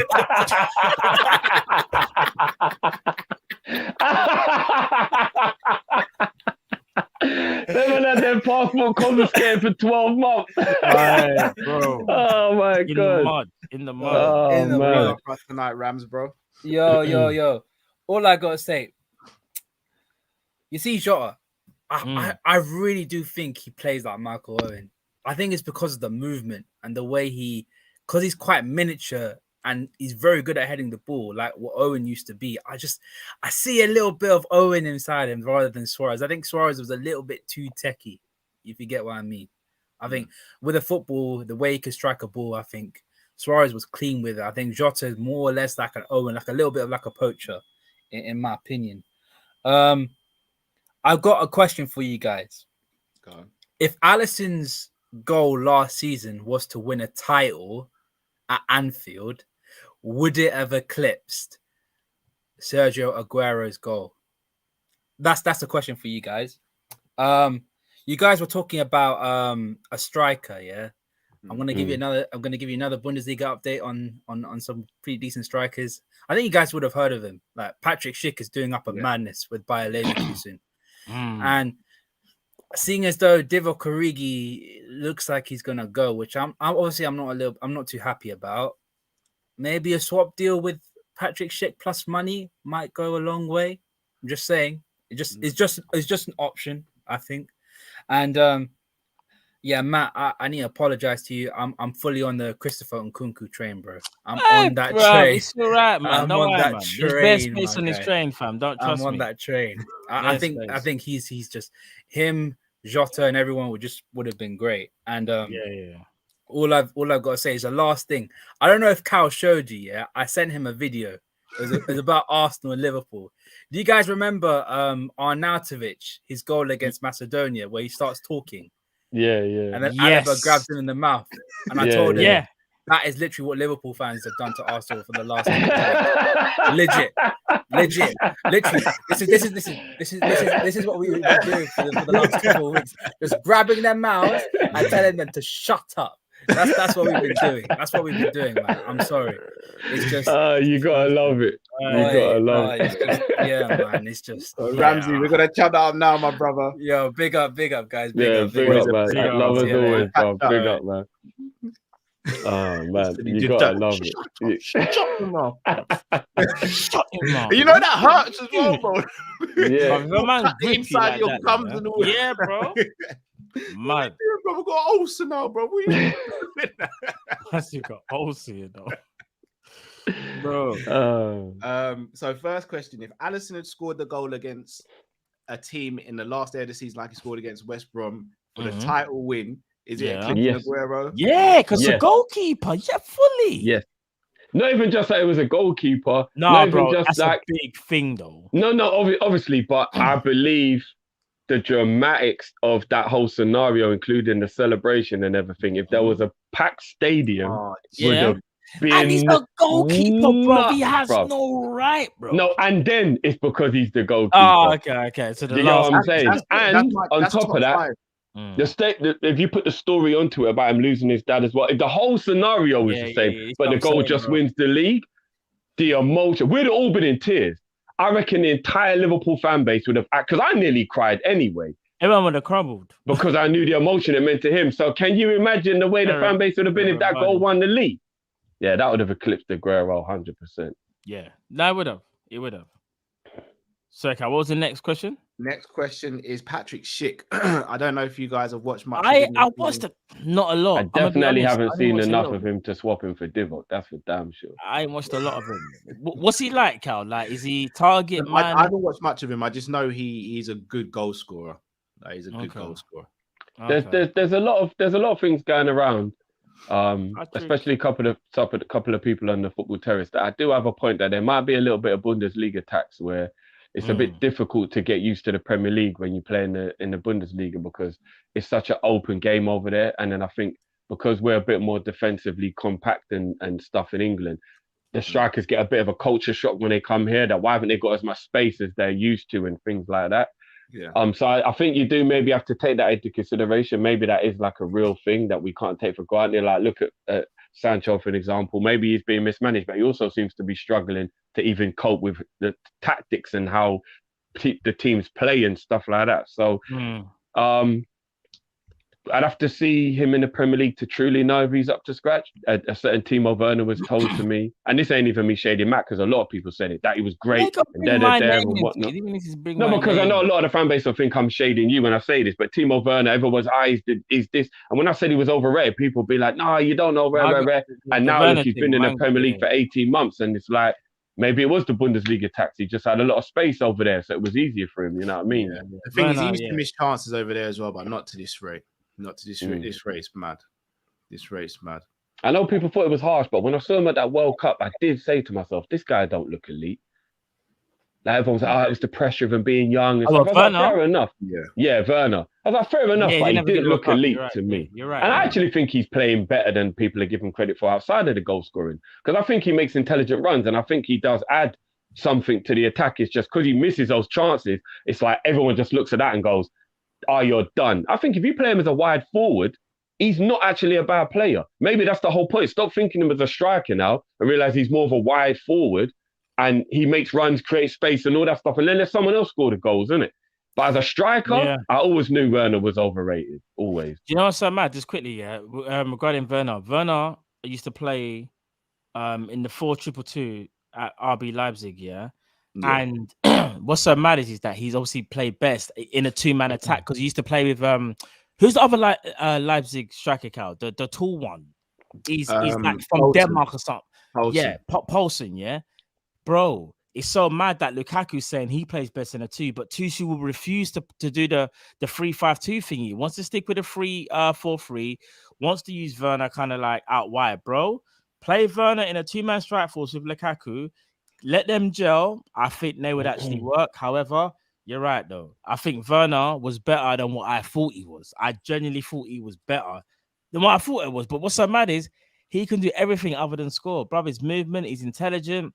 Okay, tell a lie. Yeah, his first touch ain't the greatest, and I don't think technical ability kind of left wanting, but basic. But you see the basics, he has it. Just doesn't. Yeah, he's just not special. He's what you would call a dangerous player. He's not a great player, but he's a dangerous player. Do you know what I mean? 100%. Get through some of these super chats. Carly says, yo, you lot got to get Big Steve on the Prem Panel show. We're working on it. We have a good relationship with Big Steve, so it's not from not a lack of trying or it's a lack of time sometimes with Big Steve. Like, he's a busy man. Cody says, what's your guy's dream goal? Drift. Allison slice kick to Henderson, chests it down, first time, chips it to Origi, overhead, top corner to win the Premier League. I'll keep mine short and sweet. Any Joe Gomez goal would be a dream goal for me. What? What's your dreams goal? What? Just chips it to Origi, overhead kick, top corner to win Premier League. A dream goal. Yeah. Yeah. The only thing you need to add in there is I'll say Henderson, chest it down. First time chips it to Mane. Mane controls it on the swivel, whips it in, weak foot. Origi peels off at the back post, corner flag, like corner of the box, bicycle kick back into the opposite top corner. That would be the best goal ever. For me, I'm going to edit mine. For me, I just want Naby Keita to score the goal that he scored against Chelsea that wins us the league so he can get the respect that he deserves. Right now, when people think of Naby Keita, they just think of an ambulance, fam. Like, he's always there. Any Joe Gomez goal for me. Yeah, it would be nice for Joey to get a goal, man. It would be, because I think he's forgotten about the fan base, to be fair. Like, do you know what I mean? Oh, yeah. The recency bias is kicking in full time. Everyone seems to think he's all of a sudden some washed player. I'm like, I can't even be asked anymore, to be honest. Yeah. I'm not going to argue it anymore. P. Al says, do you think we don't buy players because clubs increase their prices as they know if we want the player, they are special talent? This is why FSG don't work. Maybe. Could play a part in it. Maybe. They're like, right, Liverpool are interested. Oh, then that means he's worth something. Yeah, that could actually be it. You know? Maybe. Mickey Styles says, lads, haven't you noticed Trent actually drifts into the central midfielder role in possession? Him playing centre midfield is not too far-fetched. Agreed. But I think he just has a freedom and a license because he's so good. He's like a free roll right back. Yeah. Yeah. Just reinventing new things all the time. Mario says Rafa left Everton in 16th place, sold Dinger to Stevie G, and left with a payout. Effing genius. Hashtag Agent Rafa. I'm telling you. Yeah, and the legacy. I'm not gonna lie. Do you see Rafa's like message? Like it was kind of like he basically just said, "Listen, I got told one thing. I came in and saw another thing. It was a lot. It was way over my head. Do you know what I mean?" He kind of alluded to that. So. Bro, they've Big up had 9 Agent Rafa, managers in 11 years. This is not a Rafa issue. This is an Everton issue. Yeah. 9 managers in 11 years. What are you doing? No planning. No planning. No, that is what you call spending money willy-nilly. For real. I know. We've had some great calls tonight. Guys, remember, tomorrow afternoon, preview for Crystal Palace versus Liverpool. Gonna be going live maybe around 1-ish, maybe. Keep an eye on social media just in case that time changes, but we're going to be going in the afternoon tomorrow for a preview for that game. We'll have a Palace fan, maybe 2 potentially as well. Again, don't forget to check out our show sponsors for this show, the one and only FansBet people, best betting company online. I'm not just saying that because we are sponsored by them. It is what it is. Play the predict and win game for the Premier League this weekend. Up to £10,000 could be won. It is a free-to-play game. All you have to do is click the link in our YouTube description to register and sign up with FansBet. Make sure you do that.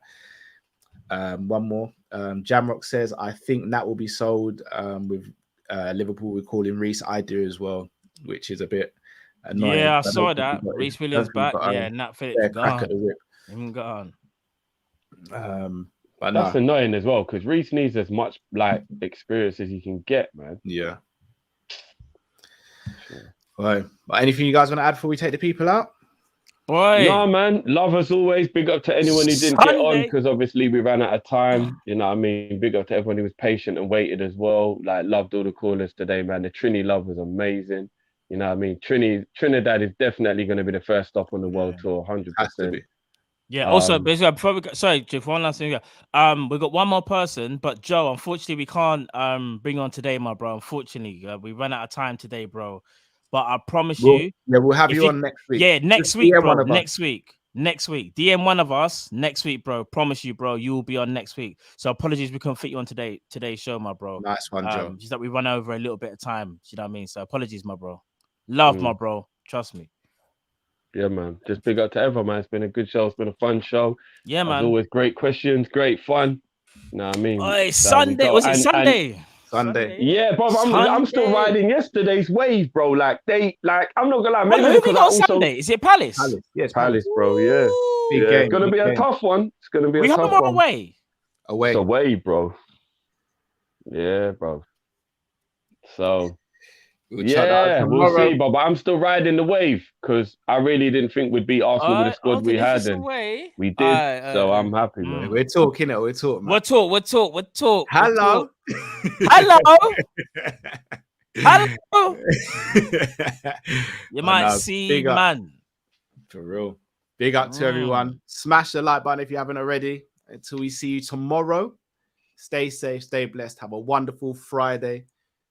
We are Kopish and we're out, people. Take care. Peace.